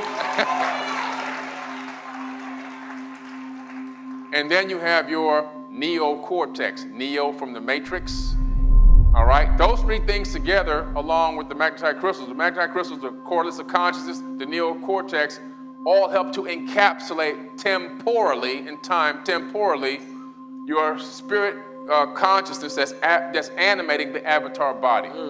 That's how you animate this body. When you were talking about the sleep paralysis, those things are in operation, but you weren't fully back yet because those things hadn't reactivated inside the avatar yet. So that was blocking you from getting back in. Once they reactivated or initiated themselves again, you were able to get back in and reanimate the avatar body. Without those three things, you can't animate an avatar body. That's what's allowing you to pick this thing up and move it all around. It's because of that. And so it's a powerful thing because when you understand that inside of your brain, they took a person and put him inside of a building and put this gigantic bar magnet and moved it around the room, connected his EEG to a computer, his brain to a computer via EEG, and they saw that the brain was still detecting the magnetic field, even though the person couldn't tell there was a magnetic field. So we have been through time and through industry and computer technology and everything else that we've done to ourselves. We've been disconnected from our true nature. But those crystals are still functioning. We're not even aware of it. Some people are more aware. We say they have psychic powers. Yeah. We say they have, all these abilities. Intuition, empaths. Right. That's coming from the magnetite crystals in your brain. Give it up for Billy Carson.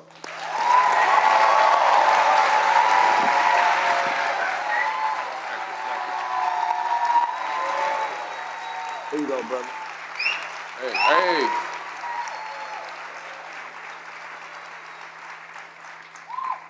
I want to do this thought experiment and let you all in on what I do for myself. And I want a collective meditation. It'll be very short. But as you're sitting, number one, I'm going to want you to close your eyes at a period of time. And your goal is to try to sink into this theta wave state where you're very relaxed. And in the darkness of our mind, that's the womb. It's where we do all our work, right? And reality, because if we are synced up and we have the same collective consciousness, right, then that means that we can pour energy into a psychic entity and we can release it into reality to make it manifest change. That's how powerful we are. The Honorable Elijah Muhammad said our unity is like an atomic bomb, right? Bringing those atoms in this atmosphere together to charge a new reality. I want you to first not just think about the visualization of what you want the world to be. Think about the feeling if the world became that world that you want it to be, right? The feeling charges the thoughts, propels it. I know for a fact I wish the world was different, right? Different in the way to where when I walk outside, I see more people that was like myself, right? More people that was like my brother Billy Carson or like my brothers and sisters that's in this room as well. More people that appreciated high-level consciousness and high-level conversations. But we know that's not the reality that we live in. So that we have to go in there first, energize the feeling of that to magnify the thought. So in that thought, I want you to think about this big old white bubble. It's like a orb of energy. I want you to take your collective energy and I want you to pour it into mentally. You have it in your head. And I want you to think about as you're absorbing and you're manifesting this energy, it's getting bigger and bigger and bigger. And by the end of this thought process, once you open your eyes, it will release and create ripples. See, the mind is so powerful, right, that we literally send signals of light to communicate with the reality around us. This is scientific. You know what I mean? So when we talk about psychic abilities can be quantified by light fields, right? And light frequencies. So every thought that we have is a frequency inside the mind, right? It's an electricity that doesn't just exist in the mind, it exists outside your body, right? Or just doesn't exist in your brain, it exists outside your body. So I first start off, let's close our eyes. Take a deep breath. First thing I want you to feel is the air around you. Feel the temperature. Is it cold? Is it hot? Take a deep breath and feel the oxygen filling up your lungs. The oxygen get into your bloodstream, allowing your body to flow. Hear the sounds around you, the movement. You are in flow with everything. Feel your own presence and your own energy. Feel your body. Notice your body. Are there any aches? Are there any pains? Do you feel good? Feel your emotional state. Are you excited? Are you anxious? Are you sleepy? Bringing yourself to the ever-existing present. Take a deep breath. Inhale the new, exhale the old. Now I want you to visualize the person that you want to become. This high-level version of yourself that exists. Think faster, high-level memory, focus, discipline, integrity, great character, beautiful friends, great relationships, drives a very nice car, it smells so good inside. They have the best taste in clothes. They're physically fit, they're very healthy. The way that they eat, their eating habits is attuned at a higher level. They wake up and they get straight to work. They make no excuses for nothing that they do. This person that you're looking at, you just smiling in admiration on the way that they live their life. When this person walks outside, I want you to visualize the world that they're in. They love this world that they're in because things are now attuned to the way that they want it to be. There's no ignorance. The crime rate has decreased. You can see black love spreading throughout the reality. Our economic condition is great. The dollar circulates all month long without leaving that community. It's just a beautiful reality. The air feels fresh. When you walked outside, you actually own the land. When you looked at the skyscrapers, there's somebody who looks like you that own that. When you see the police officer, well, let's just take them out. No, seriously, there's somebody who's educated that comes from that neighborhood and who has the best interests of the people there at heart. And you're just happy to live in this world because when you scroll through social media, it's nothing but beautiful things that's going on in reality. There's no complaining, no bickering, no fighting, no death. It's just life and living and joy everywhere. And most of all, man, you got so much money. I want you to pour all that energy into this light that we talked about, that exists above our heads in this room. Pour all of it into it. But you have to smile, you have to feel it, you have to mean it at a high level. Take a deep breath. I want you to become that person that you see. See, once you become that person, now you will have to work to go back to your old self. Because now you've seen the capability of who you are and you've combined your current self with your new self. Do not work to take away from all that we've done tonight. You're more disciplined, you're more satisfied and joyful with life. You have better regimens and better habits and better money and better relationships and better joy. Do not do habits that take away from that person that you've built up. Do not do things that take away from that world that you want to live in. Breathe in that energy. Breathe in that life. Breathe in that strength. Breathe in that power and know that you are God. And when you open your eyes, visualize that energy being released into the atmosphere, charging, creating a ripple across the planet Earth.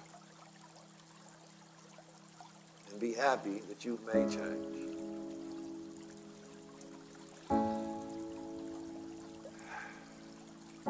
Open your eyes.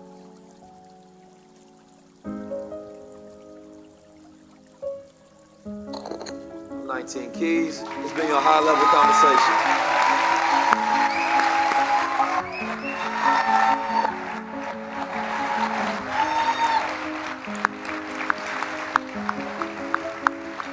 I want to thank my staff. I want to thank CIA. I want to thank the venue, Billy Carson, my mother and father for being here. My family is in the hallway when you go get your crowns and your gold water. And I really just want to thank you all for showing up for yourself. We know we are, like I said, we are in some very dangerous times. We see what they're doing to black men all across the planet Earth. They want us to be fearful. They want us to be in this state of fear. But that's not what we gonna do, right? We gonna walk outside with a high level of confidence. We're not going through a recession, because recessions have to exist in the mind first for you to believe them. And then you start to project low sales number. Exactly. You start to project poverty. You start to project things to go wrong, and you're using your own power against yourself, creating a false reality in the future for you to live. And then you're going to be like, man, they was right. No, you was right. Right? So here, high level, this is the high level society. You understand me? We have high level consciousness. We have high level power. We have high level thinking. We eat high level foods. And we tapped in on a different level. And everybody across the planet Earth wish they was on this level. They wish their family thought like this. They wish their friends thought like this. You wish that girl with that big old booty thought like this. Come on, man, I know. You wish the fella that got all of that money with the tattoos that's a thug, you wish he was conscious. But you can't get everything wrapped in all one. It's only 119 keys. Now just listen, man, I thank y'all. I love y'all. Again, give a round of applause for Billy Carson.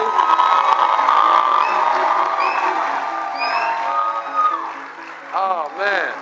Thank y'all for being here. This has been the first stop of the High Level Conversation Tour. Each High Level Conversation will be completely different. Sometimes we on business, sometimes we on high conversations, sometimes we on higher consciousness, enlightenment.